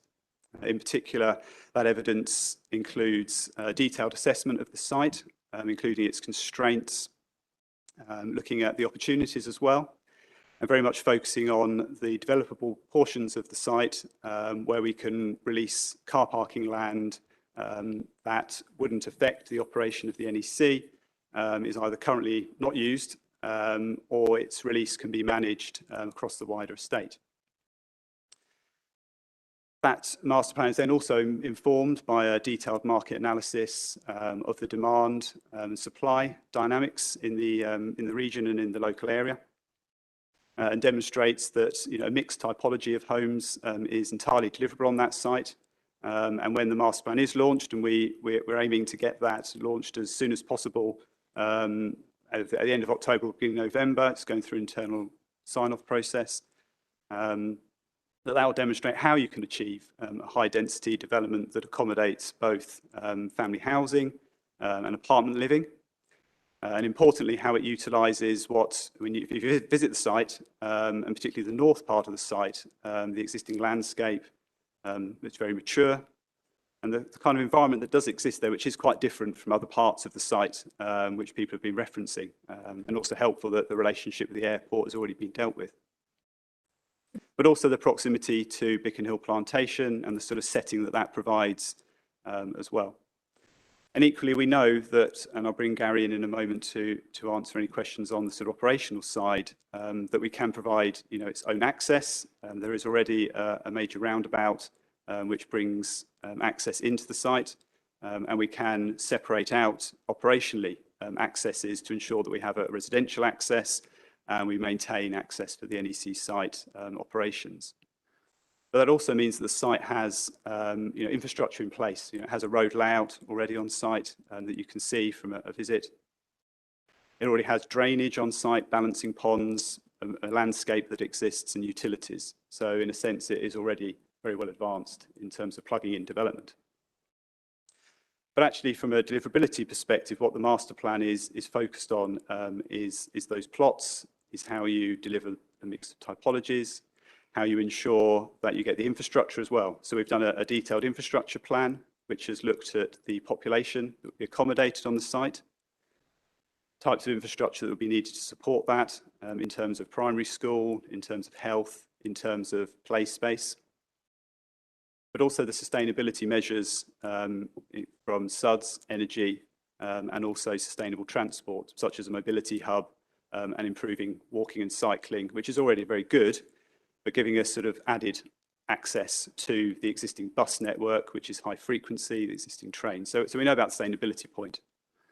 What the master plan has also been subject to is a detailed financial viability assessment appraisal, which has tested the assumptions around the market, the costs, infrastructure, and gives us the confidence that we can bring forward a scheme and bring forward an opportunity to site, which, as we've said, we're looking to launch to find a partner in early 2022, get that partner on board by the end of the year.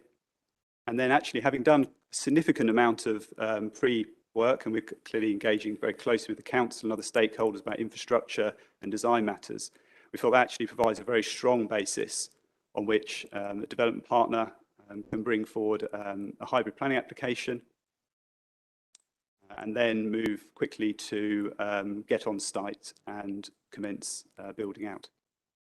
So what I would just sort of finish on that point for us, ask sort of Stuart, just to provide a bit of a context on the delivery rates and how we can do that, is we'll also provide a much more nuanced trajectory based upon the extensive work we've done on the master plan, looking at plots, layouts, and also what the market can absorb and bring forward. So I appreciate that information is not in front of you at the moment, because clearly we've been working very hard over the last few months to get this master plan produced, having just come out of the recent challenges of the pandemic and the focus that the NEC has had on its operations on the site. But now the focus is clearly on the NEC doing very well and it's performing well, but also on how we bring forward the development there.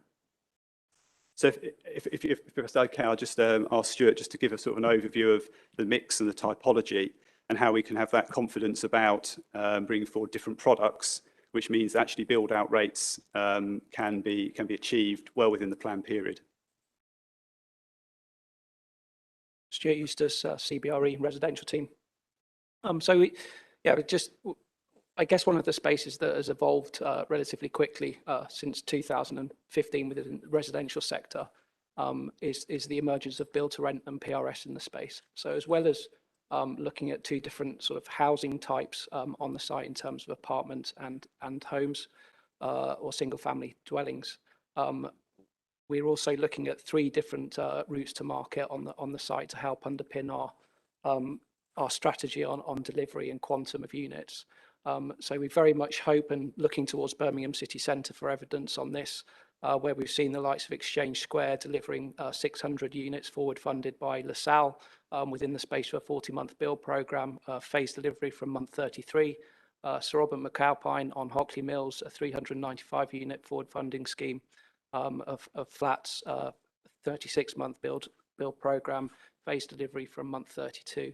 So we're hoping that that certainly on the site we'll be able to plug into the institutional demand that is in the residential space at the moment, and look to help underpin the supply of residential on site with an element of institutional investment into the build-to-rent sector.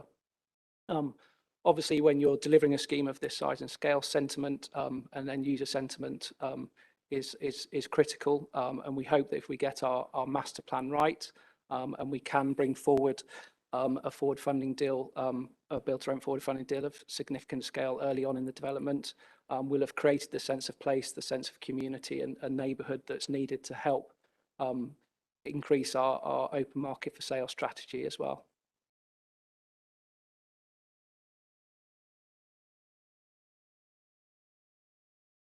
Thanks. So I think just two final points on that. One is in relation to the master plan. We will be consulting on it for a 6-week period.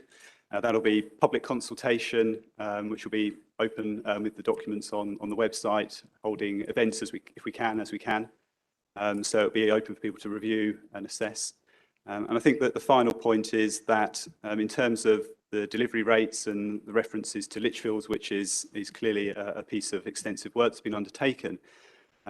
Clearly, what we're looking at the NEC site is a mixed typology, as Stuart has outlined, with a range of different products which appeal to a range of different markets. And we've heard about the demand for 1 and 2 beds. We also know that there is a growing demand for downsizing, later living, as well as demand for a smaller family accommodation as well, which can all be accommodated and have been, and we demonstrate in the master plan how we could accommodate that. So we feel very confident that we can demonstrate through the master plan how we can deliver the homes in the plan period. And we're doing a lot of front loading to demonstrate how deliverable that is, so that we can give confidence to a development partner to bring that forward and deliver the necessary homes that are required. The final point is that the opportunity longer term to consider further release of land, further development on the site beyond the 2,240.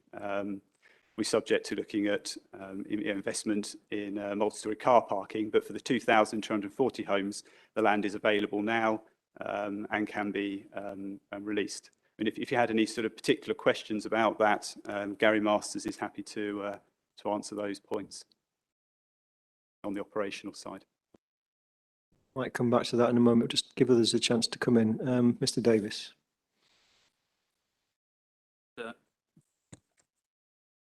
Just a couple of points responding to the NEC's position. In the 2018, I appreciate things move on and things change, but if you bear with me, the 2018 UK Central Hub issue 3 document provided a kind of timeline on page 52, which highlighted that the office, residential and mixed use development at the is there a document reference for that particular one? Sure, there is. Can anyone help me with the document reference number? Yeah, it's the if you plough on, I'll have a look in the core document list. Thank you. So just what page 52, when we get to that document, but we might need to get to that document. I'm assuming it's been submitted, sir.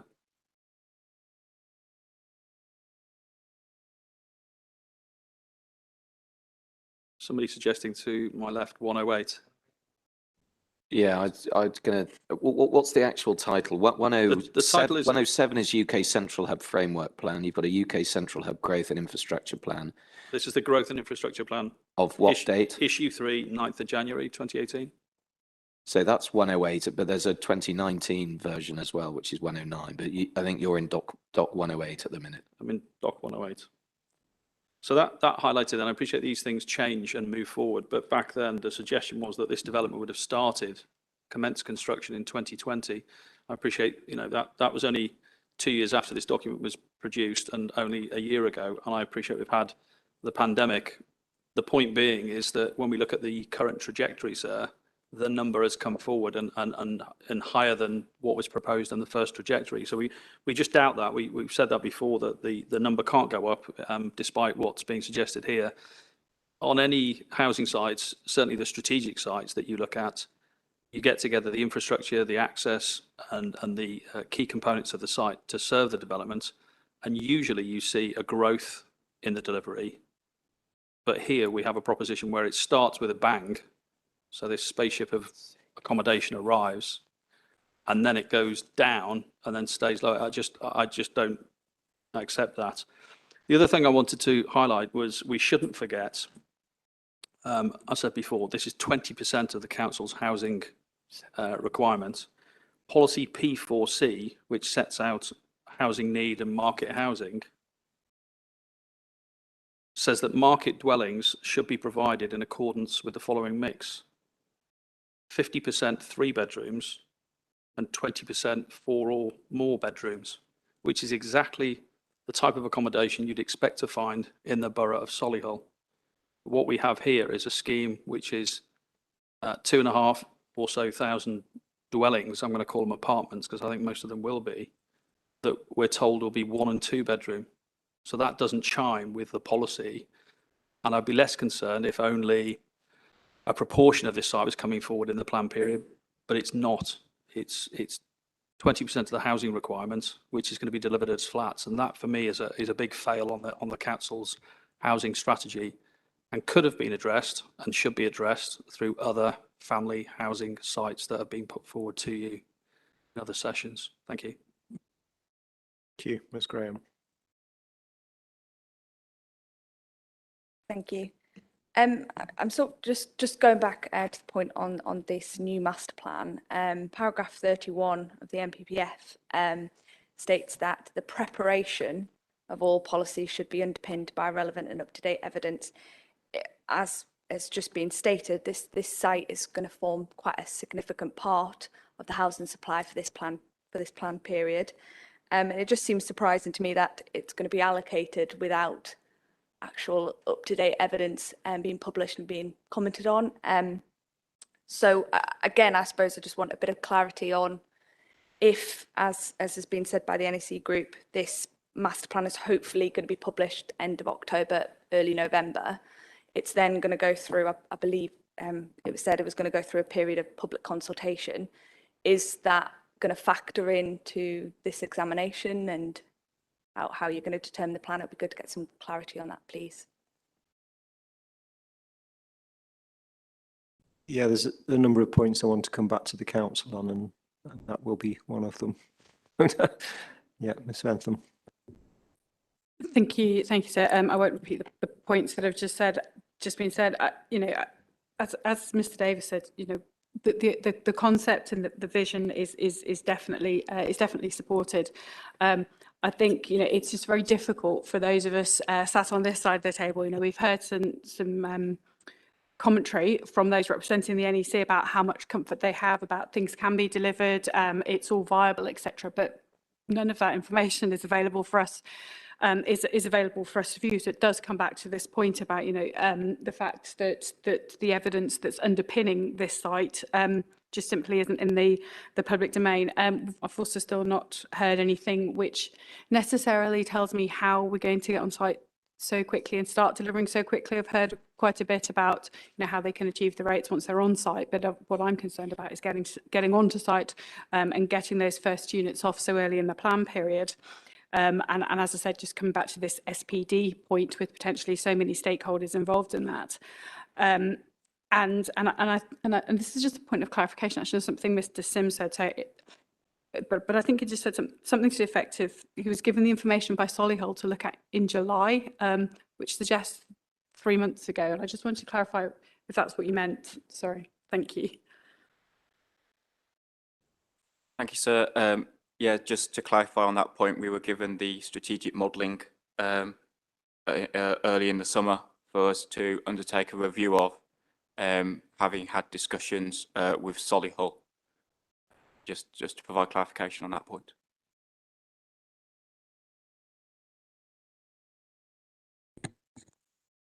Sorry, sir, it's another point related to the significance of this allocation and the role it plays in the plan.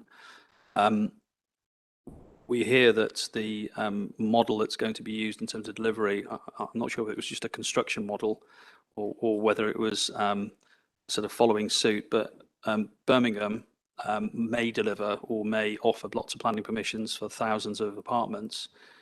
But I think you'll find that in most cases, there's either zero or very low percentage of affordable that comes out of that operation. Now, if we're led to believe that we're going to force feed the market with 240, 230 apartments or high density living, whatever it's going to be, the question for me is, if there's any question of viability, then we should have known or should know about that as part of the plan making process. So we assume, therefore, we wish to have it on public record that this NEC development will deliver 40% affordable accommodation, because if it doesn't, given that 20% of the plan housing is based on this location, the impact on the affordable housing provision in this borough will be severe. Thank you. Thank you. Yeah, probably a series of points to raise with the council, if you can and address them through the discussion there.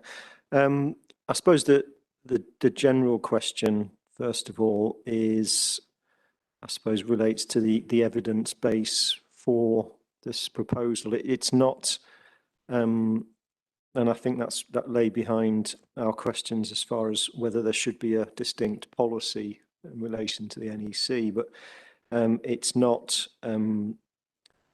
profiled as such as an allocation. It's within policy P1, and there are references to residential provision in terms of housing supply, etc.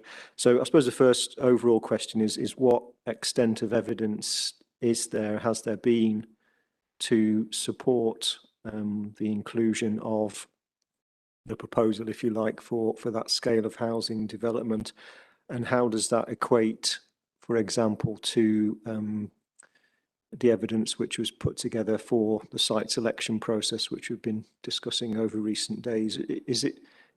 Was it done on an equivalent level, or is the NEC site been looked at in a different light, first of all? If I may, sir, thank you.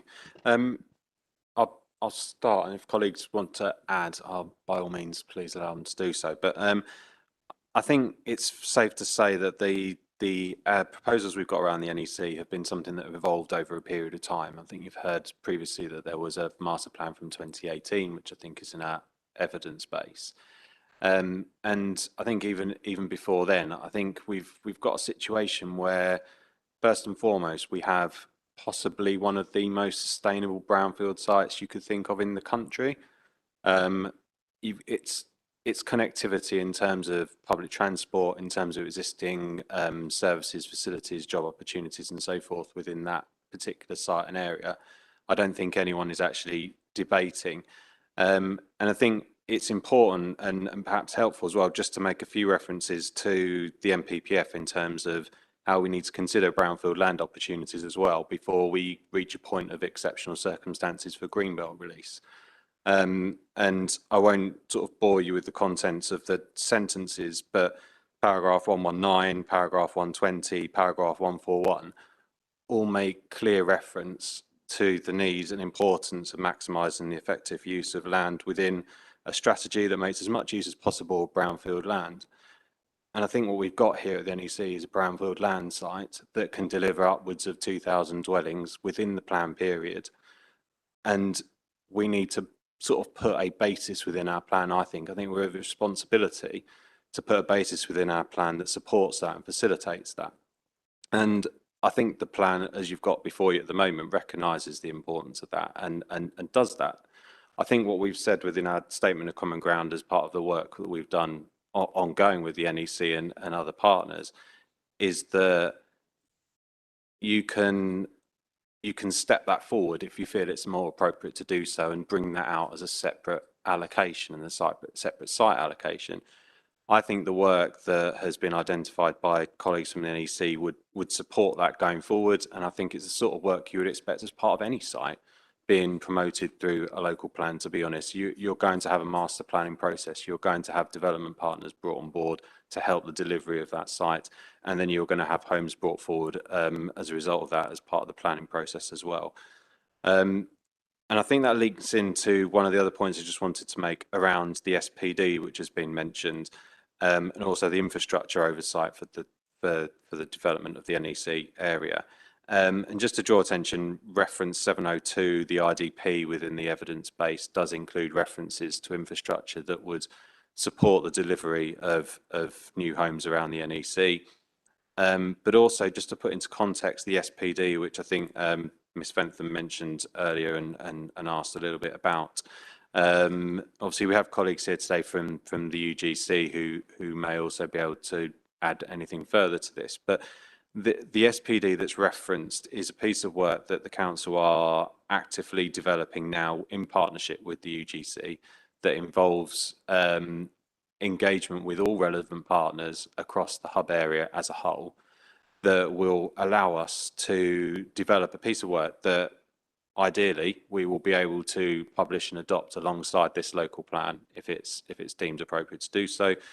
That sets out the clear infrastructure requirements across the hub area as a whole. That would include the NEC. It would ensure the most up-to-date position in terms of that, and in terms of need, in terms of phasing, in terms of delivery, which would then tie in further with providing confidence through the development industry, through the market, in terms of the overall delivery of the sites within the hub, including the NEC area. And that's a piece of work that's ongoing now, and a piece of work that, we are developing now with all the partners across the hub area. And I think the other important aspect of that is it builds on infrastructure delivery that's already happening within the hub area. It's a large area, and I think you mentioned earlier that you'll be undertaking site visits, sir, and again encourage you to do that within the hub area, because there is a lot of activity there already. That is clearly in preparation for HS2, but is also in preparation for the other developments and activity that is going to happen in that area, or could happen within that area, of course. I'll stop there, but if there's anything further we can add, please let me know. If I may add a point, so in relation to its relationship to the local plan evidence base, then it has been assessed on a similar basis. We have the sustainability appraisal that looks at the proposal at the NEC. It's been included in the transport modelling that supports the plan. The master plan that was produced in 2018 from the NEC is akin to the concept master plans that were produced for the allocated sites that you're familiar with. One thing I probably wouldn't be able to take you to is the 595 page document that we were looking at in some detail over the past couple of days. I don't think there's been a pro forma assessed as such, but it is one that would, on the site selection hierarchy that we were looking at yesterday, from priority 1 to priority 10, it would sit in priority 1 as a brownfield site in an urban area or settlement. Thank you. Yeah, I did ask the question about the evidence to support the allocation or the proposal. I mean, there are a number of concerns, but I suppose two which have been particularly highlighted are the issue of delivery of residential development, both in terms of timescales and in terms of the type of dwellings and dwelling mix.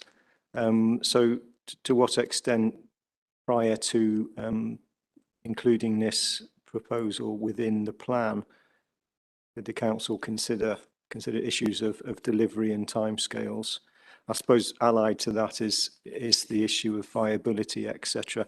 As Mr. Davis pointed out a couple of times, this is, in terms of the numbers involved here, this is a very significant chunk of council's housing supply, and particularly in terms of new sites, new allocations coming forward, it's a substantial proportion of that. So to what extent have the council assessed the deliverability of the proposal in terms of timescales, annual rates of delivery, mix of dwelling units, etc., and allied to that, to what extent is there evidence about viability?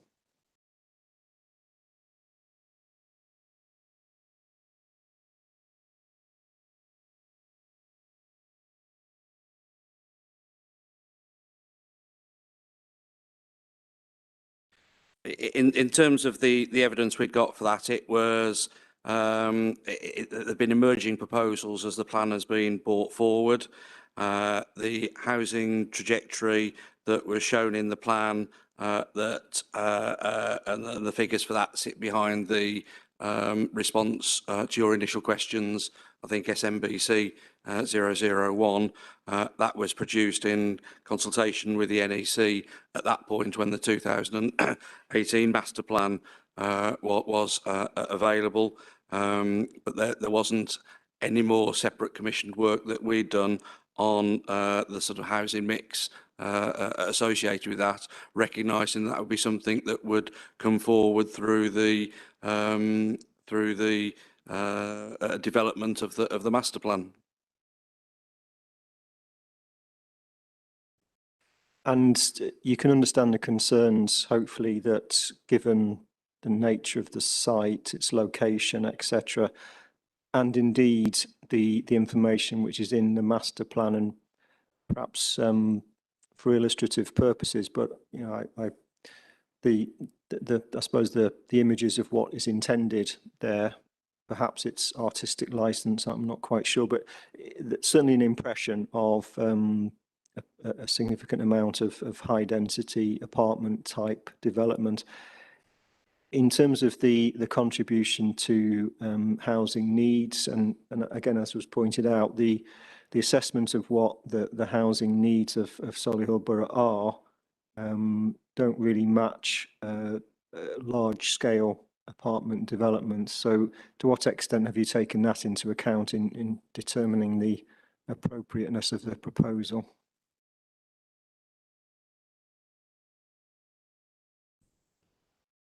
Thank you, sir. Sorry, put that down.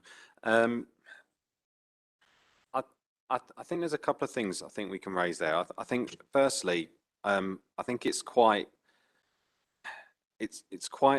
closed to suggest that just because we might build apartments on a site of fairly high density, they're not suitable for family accommodation.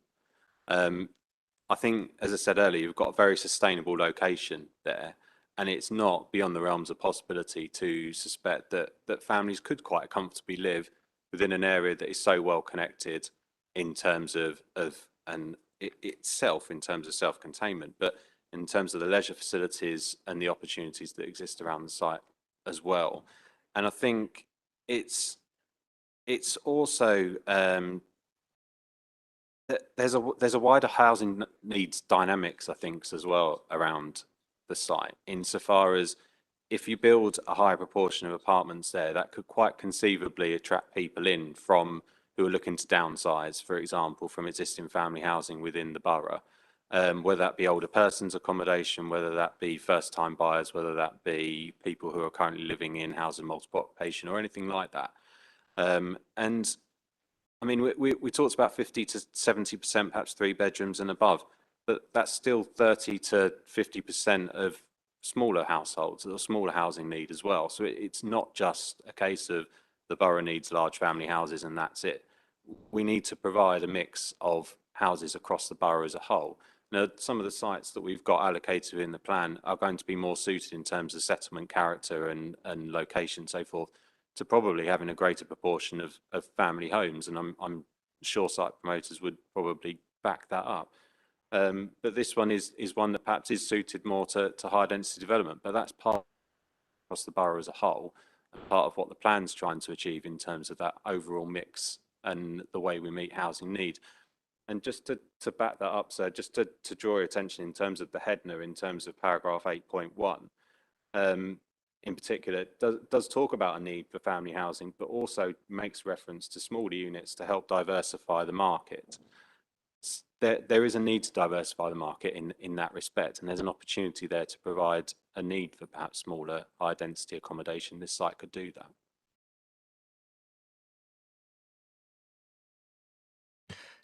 In terms of the anticipated delivery, you've made the point, I think, a couple of times that that's essentially based on an input from the promoters of the site, etc. In terms of the realism of that, there's been some concern expressed not only about the start date for completions, but also the annual rate of delivery being very high in some people's opinion. What's the council's position on that?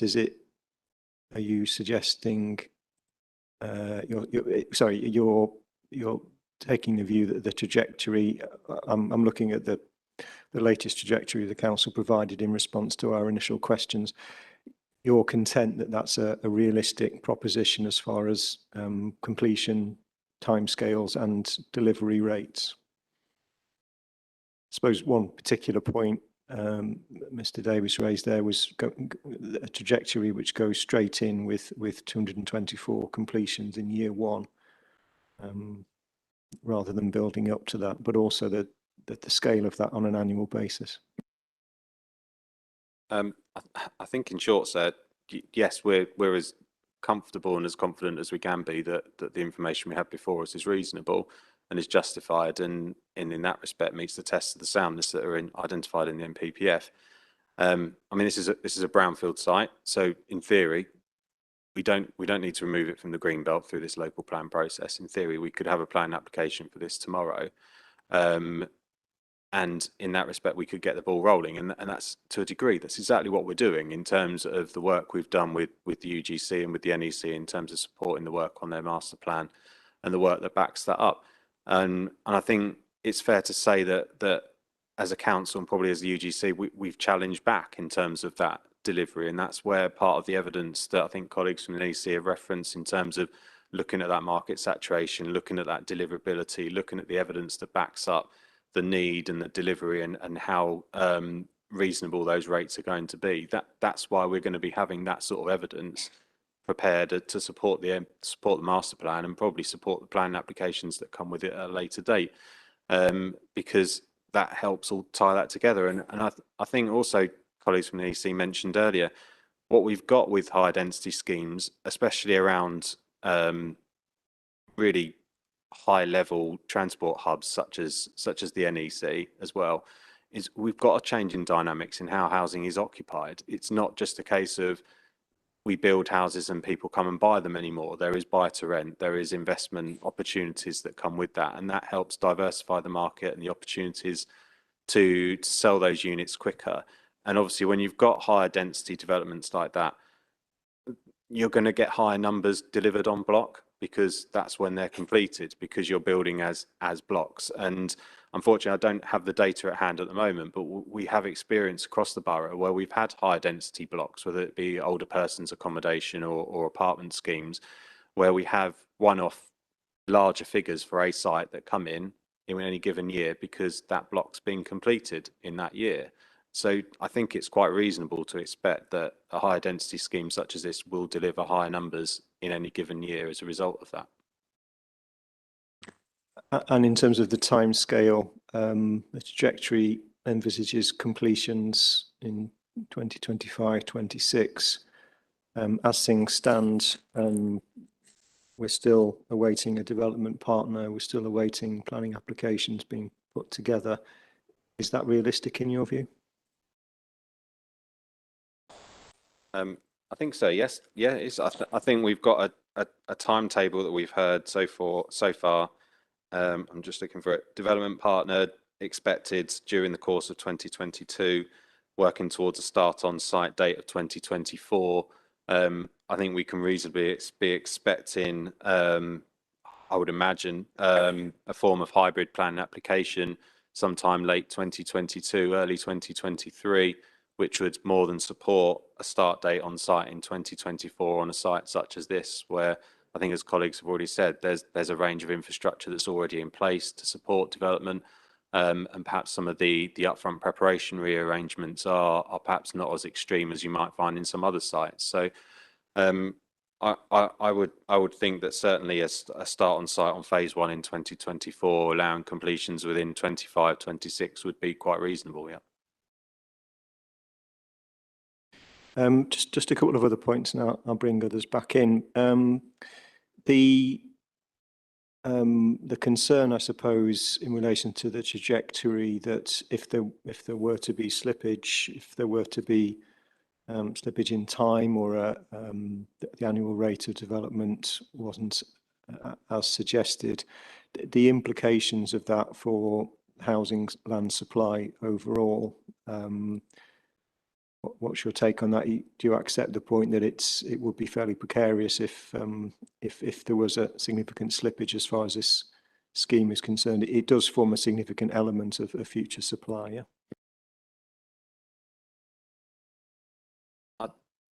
think, sir, to be fair, you could potentially say that about any site in any local plan. To be honest, if there's a situation with the market and a slippage on the site, it could have a, I say could with a probably underlined, to be honest, have a knock-on effect in terms of your housing land supply. I think what we've got here is quite a diverse set of sites when you look at our plan as a whole, that are all actually quite deliverable and quite achievable within a fairly short period of time and across the plan period as a whole. And I think so the inevitable checkpoint on this, I suppose, at the end of the day, is if this doesn't come forward, then we have a review trigger and we have a review mechanism that we talked about previously in the last couple of days. And if this ultimately needs to be part of that trigger, then I don't see why it can't be.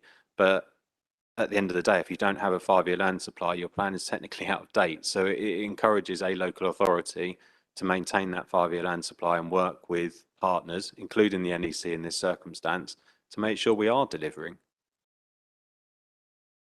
Thank you. And I suppose the wider question, lots of references to the master plan, and Mr. Cowell made the point that it was expected to be completed by the end of October, early November, and then the intention would be to undertake public consultation.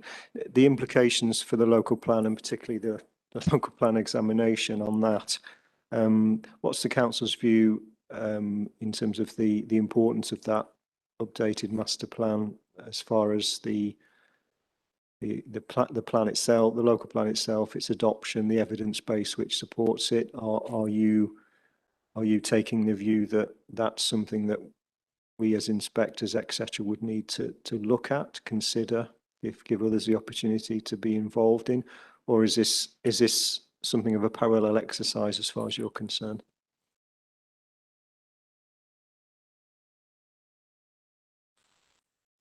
I think so, without wishing to be too difficult about it. It is a process in which we've been involved, but it's not us who are primarily commissioning the work. So to a certain extent, I think we'd need to reserve our position until we see what the final master plan is. But self-evidently, if what it's doing is moving away from the 2018 version of the master plan, which is, I think, what we're being told that it will do, if what it's doing is producing a more nuanced set of delivery rates, which we're being told that it is, if it's going to be available for public consultation, then I think our preliminary view, not having seen it, is that it would be something that would be helpful for you to consider as part of your examination. Now, obviously, it would be for the NEC to submit, for them to explain why you should accept it, and then for you to consider what the consequences are for the future examination of that document as part of the examination, whether that's done by people making written submissions or whether there's a discrete session to come back to consider it, would be a matter for you. I suppose the most that we can say is our preliminary view is it's likely to be something that's helpful. I mean, self-evidently, it would have been helpful if it was prepared a month or so ago so that everyone could have delivered it, but it hasn't been. There's no point us complaining about it. It's not our document, and I'm sure the NEC have very good reasons as to why it wasn't available a month or so ago. Okay. I mean, I suppose one of the points is that the council and the local plan does place reasonable weight on the master plan as a mechanism to deliver the site, and indeed to, I suppose, provide much of the background information and evidence, I suppose. So I think what you just said is you'll need to wait and see what's in it, really, as with many things in life. But okay, yeah, thank you. Good. Just bring others back in, and Mr. Stevens, yeah, the back. Thank you, sir. Just two very brief points. It's worth just going back to what the policy requires in terms of this issue. Obviously, there's paragraph 73, subpoint D, which requires the council to make a realistic assessment of likely rates of delivery. But this site is also delivering houses within the first 5 years of the plan period. And so to be deliverable, it requires, and this is in the annexes, the appendices to the framework, glossary, Annex 2 glossary, deliverable, requires clear evidence that housing completions will begin on site within 5 years. I think at the moment, so there isn't clear evidence. I think the interjection from Mr. Canuck was helpful, and I think it would be helpful to see this master plan to be given an opportunity to comment on it at the appropriate point in the process. Thank you, sir. Thank you. Mr. Sim. Thank you, sir. Just reflecting on what's been said and the questions you've raised, I'm coming to the opinion for National Highways that really the NEC perhaps should have its own policy in its own right, like Arden Cross does under Policy UK 1. And that's because the residential element is kind of different from how the NEC operates on its day-to-day basis at present, which is of a site of national importance as the exhibition centre alongside Birmingham Airport, which are both key customers for National Highways in making sure they have efficient access at all times. So my conclusion, it might be to perhaps separate the residential element out into its own policy away perhaps from P1, but I'll leave for you to judge that. The other aspect is we heard a lot about connectivity, and that is a sustainable location, and no doubt it is with Birmingham International Railway Station, good bus services with the airport, but also HS2 coming in. But P1 doesn't really make much about that in either 3.2 or 3.4, which it says encourages use, 3.4 of policy P1, it says encourages the use of modes of travel other than the private car. And that policy could go a little bit further actually to say this is a really sustainable site, because it is. It's got all the sustainable transport offers you could want in one place. But I'll leave it there. Thanks, sir. Ms. Fenton. Thank you, sir. Just 4 quick points, just picking up on some things that Mr. Andrews said. I think, firstly, he said that the timetable showed selection of a development partner during 22, and therefore there was the possibility of a potential application by the end of 22. The timetable that we've got says selection of development partner in winter 2022. So on that basis, I can't see any scenario under which a planning application will be in by the end of 2022.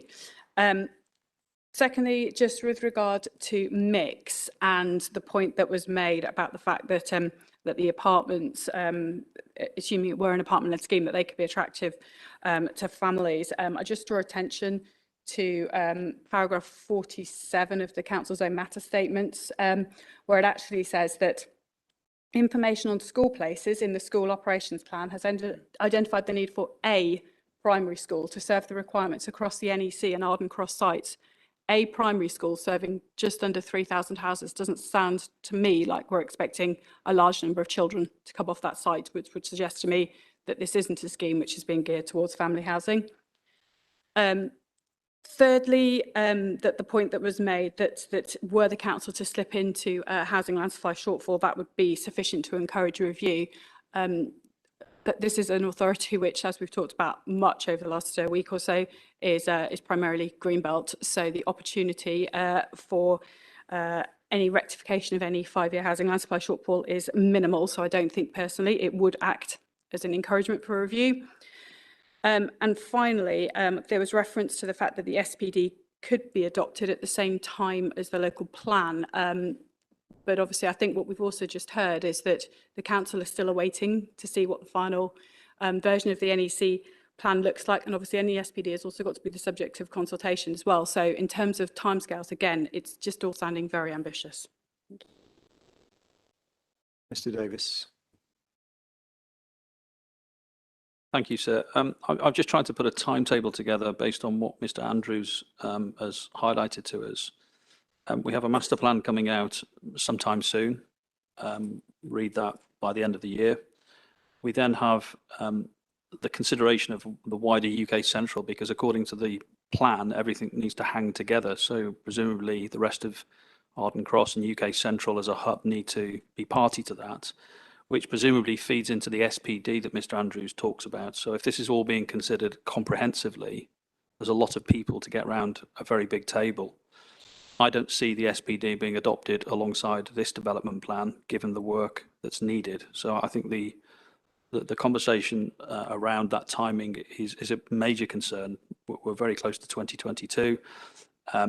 Ms. Ventham has just highlighted in terms of bringing on a development partner. Well, that process in itself can take a minimum of 6 to 12 months, and we don't have an SPD or a master plan to sell to them at this stage. So we're probably into 2023. Many of us in this room have been involved in urban extensions, new settlements, and the preparation of those planning applications can take a year or more. The determination of those applications can take a year or 3. And the Section 106 agreement to have those signed can take anything from, I'm working on one in South Worcestershire at the moment, which has probably gone into year 6. So whilst it's a brownfield site, whilst it's the, I think Mr. Andrews said, the most sustainable site in the UK, it has with it a whole raft of complexities that need process, due diligence, and viability all signed off. And I cannot see that being by 2025, which I think is the first of the, the last of the 5-year period in terms of the delivery. And as I said earlier on, this site is already up against the development plan buffers at the end of the plan period. So I think, sir, you asked the question before, if there's any significant delay. I don't wish to correct you because you're in charge of this process, but I would say even a minor delay of a week or a month beyond that plan period equals fail to deliver that site as planned in the trajectory. And if we remember, when those trajectories are put together, for every year that falls off, we're around 250, 300. And there are plenty of people in the room you've heard from in the last few days, sir, who can readily deliver those 250 or 300 dwellings in the plan period, and in fact in the 5-year period. Thank you.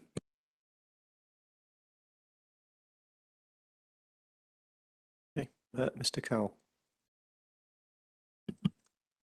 Thank you, sir. I'll keep it relatively brief. I think that the starting point and the general point is that I'm taking it across the room that there's general agreement about the sustainability and suitability of the NEC site for residential development, for all the positives that we've heard from both those raising questions and those on the council and other people in the room.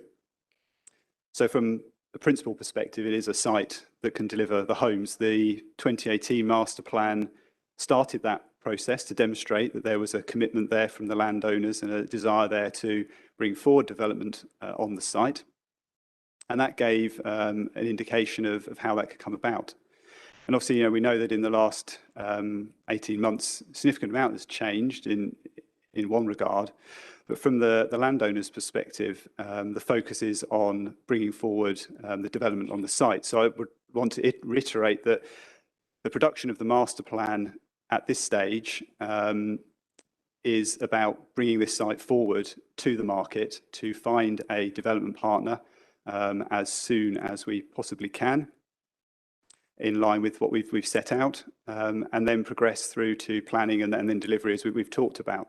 So this master plan, whilst clearly timing and things have meant that we've got this examination happening, the master plan work that we're doing is about bringing this site forward so we can start getting a partner and start seeing delivery on the site. And obviously it's helpful if it provides additional information for people to scrutinise and look at, as would be expected as you prepare a planning application. But the important is that we're doing all this work up front. And so this isn't a glossy document with pretty pictures in. It's about showing we can deliver the number of homes in the plan period and the types of infrastructure, etc., that we need to support that. And that is the reason why we're doing it. And therefore, it's also important to reflect the fact that we know that the market realities are changing. We know that High Speed 2 is arriving. We know that this is a central place in terms of economic growth, jobs, connectivity. It is a hub that can accommodate high density, but also that the way people live and the types of homes that they like to live in is also changing. And we believe that by getting the placemaking right and delivering the scale, we can create the sort of environment that will deliver both townhouses, and there will be townhouses as part of the master plan, as well as apartments, a range of sizes, which will appeal to a range of demographics. So I think it's comparing this site with a greenfield urban extension in a suburb somewhere is slightly different from the context for this site. And also importantly about the delivery rates as well. We have an annualized trajectory, which on the basis of a number divided by a number, or how people like to put these together. But fundamentally through the master plan, we've been looking at the plots, we've been looking at the layouts, we've been looking at the absorption rates and the types of products that can be brought to market. And you can very comfortably, as Stuart outlined, see 600, 400 units brought forward through institutional development. There's a build period clearly, but then those come to market. And because of the demand for 1 and 2 bedroom apartments, and hopefully the council has highlighted the demand for that, you can see a number of those 400 to 500 blocks of PRS, 1, 2 and 3 bedroom apartments with high quality public realm and linked into this wider community being delivered. And therefore we could very quickly and easily accelerate delivery rates through the range of product, which will include affordable housing, which will include the townhouses, the BTR products, build to rent product as well, which is an institutional investment. They buy the whole set of apartments in one go and forward fund it so it can be delivered in one chunk. So our stance here is there's clearly this timing issue of, we're with the public examination in public on the plan, but we're progressing this master plan to actually bring the site forward and actually get on and start delivering, which is why they're investing the money now to do that job. I just want to reiterate that point. Yes, at the back there. Thank you, sir.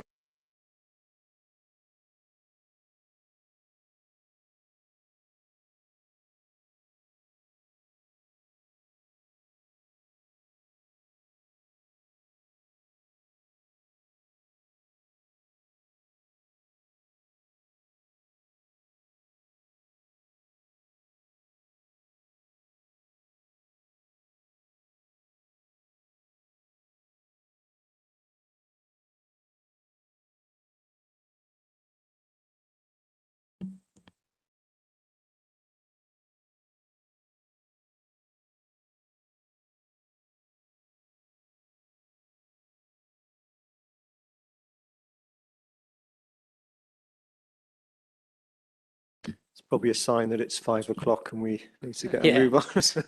Can you hear me now, sir? So the light was on over there, but there was clearly nobody home. So, yeah, I'm Rob Gardner from Avison Young, and I represent UGC, the Urban Growth Company, in the preparation of the SPD that's been referred to quite a few times at this session. Get my papers in order. In terms of the engagement with other parties, I'll take you to the document, the latest document from UGC, prepared by Mr. Hudson. I haven't got the reference, but maybe Mr. Kennock can help with that. So on part 3 of that, it says engagement meetings with all of the relevant stakeholders.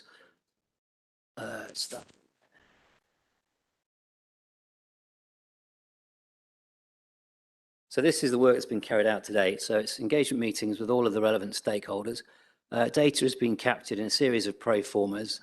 Key stakeholders, including landowners and delivery partners, are engaged in the ongoing dialogue with UGC and AY on the progress of the SPD and their aspirations for the site. So to suggest that there is this great big exercise that's got to mobilised for that to start is incorrect. It's ongoing all the time. And various members of that group are here, in the room today.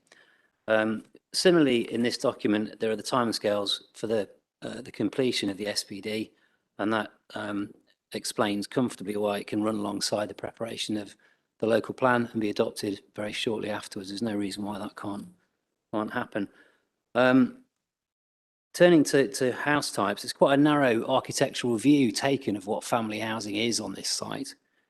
And I think this authority would be criticised, in fact, it goes as far as to say pilloried, if it was to effectively waste such a sustainable brownfield site, waste the opportunity with housing which wasn't of an appropriate density. So I think that hopefully clarifies that. My other point was the reference to the timescales for delivery, there's quite a bit made in the in various evidence from various parties about this start to finish document, which you've seen here. Just to make the point that that is basically an amalgamation of statistics that have been captured on sites of all different types throughout the country. It's in no way site specific. And as far as I'm aware, the only evidence to this inquiry on the actual site specific conditions in Solihull and at the NEC is from CBRE. Thank you, sir.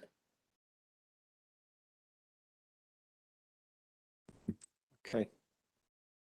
Thank you.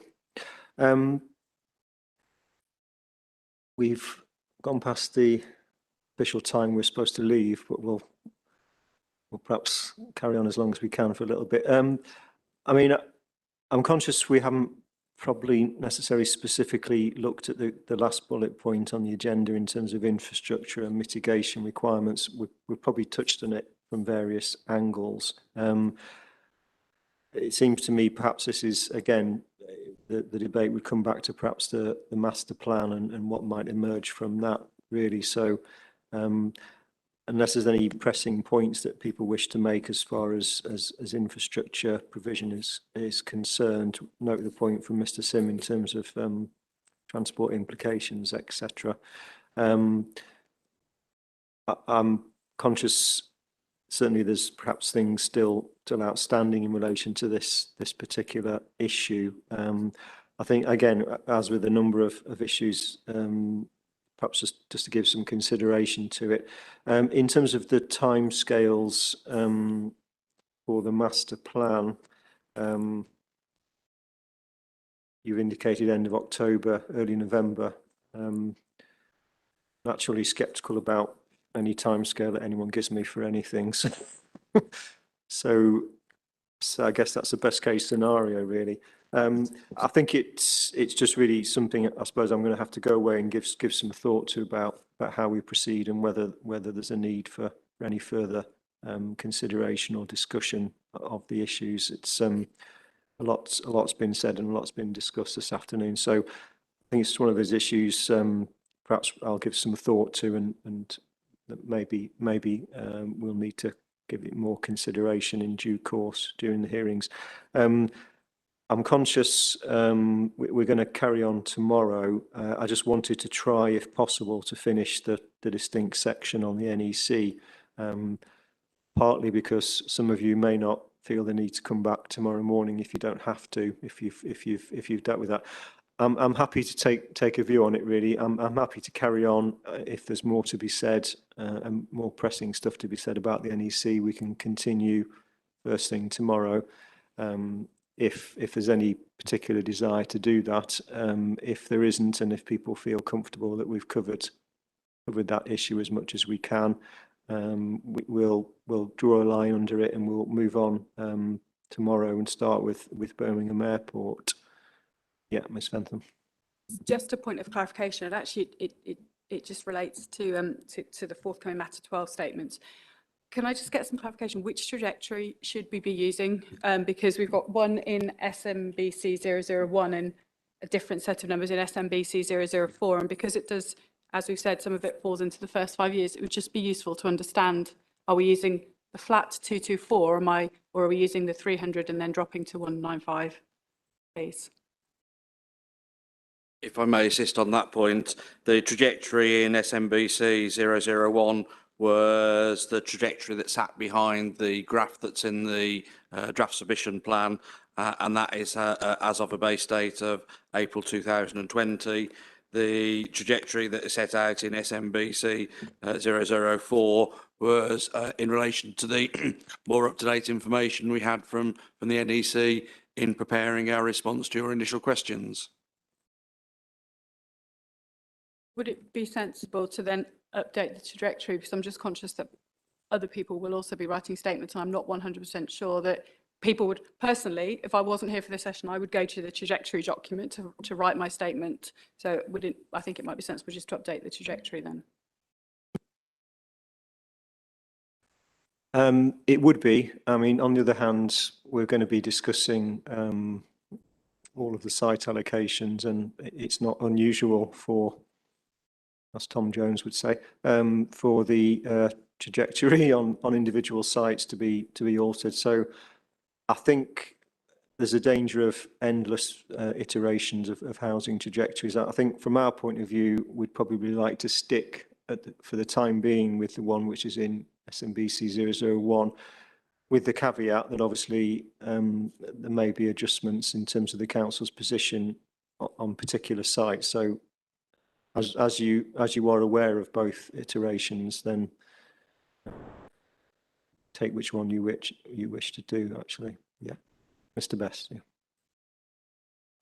Thank you, sir. Just a point about timing. Arden Cross is obviously item 7, so we've got a couple of items before then. To my left, I've got Mr. Ben Gray from Arden Cross Limited, who has been involved in the site from the start. And I was rather hoping he'd be able to make a contribution to this session. I'm afraid tomorrow morning he's quite time limited, and I just wondered, we're entirely in your hands, of course, but if it was possible to take item 7 on Arden Cross first thing in the morning, then Mr. Gray would be able to contribute to part of that discussion before he has to leave. I was hoping that we could get through items 5 and 6 relatively quickly. I'm looking optimistically at the representative of Birmingham Airport there.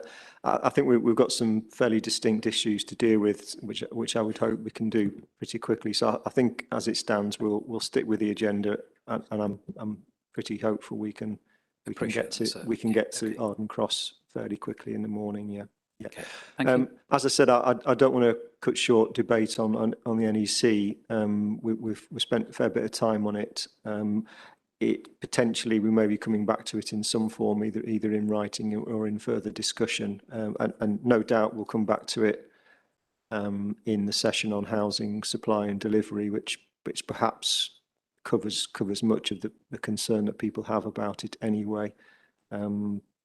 So yeah, unless anyone is desperate to carry on this afternoon, we'll call things to a conclusion. Yeah, Mr. Davis. Yeah.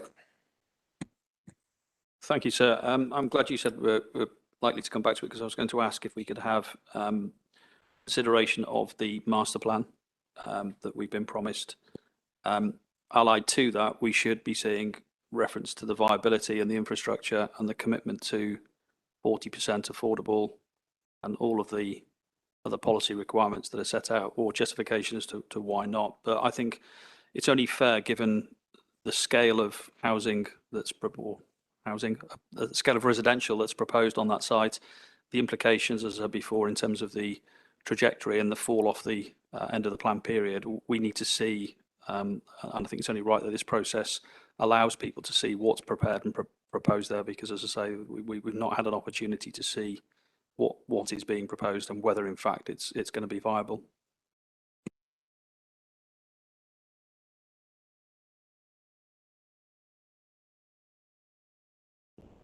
As briefly as I can, sir, 2 points. I think we possibly haven't discussed this idea of a main modification so that there is a discrete policy in respect of the NEC. What I'm going to liaise with my team to do is to perhaps, on a without prejudice basis, put together a main modification which addresses the NEC as a discrete sort of policy, which can then pick up some of the points that Mr. Davis has discussed. So I think that's one thing that we'll do behind the scenes, if that's acceptable to you, sir. And just a final point, I was just, if I may, just trying to reflect yet again on the logic of the objection from Ms. Fenton and Mr. Davis, because just trying to understand it, I think you're being invited to conclude that the plan is not sound because it's not deliverable and therefore not effective, in particular because they doubt the time at which the development will start and its ability to contribute in the first phase and across the whole of the plan period. And so the point is made, well, look, there's lots of greenfield, greenbelt sites which can contribute quicker than the NEC and therefore contribute in that first phase, the first 5 years. But so if one follows any element of the logic of that position, it's that you find this plan sound, you report back to us that there's a requirement for greenfield, greenbelt sites, which will necessitate a call for sites, further SA, further site assessment, a second round of EIP hearings, which will take a period of time, at which point those successful applicants will then start formulating their outline applications before we then get full applications. So the simple point is, Mr. Davis's objection is self-defeating, because if the local authority is required to go through that process, not only do we get more greenfield, greenbelt development, which is not the main thrust of this plan, but it doesn't actually address what we're trying to deliver, which is housing in the first 5 years. So it doesn't, I'm afraid, lead to the conclusion that the plan is unsound in any regard. Thank you. Okay, good. Okay, thank you. So we'll finish for the day there. We'll come back tomorrow, 9:30. We'll move on to item 5, which looks at Birmingham Airport.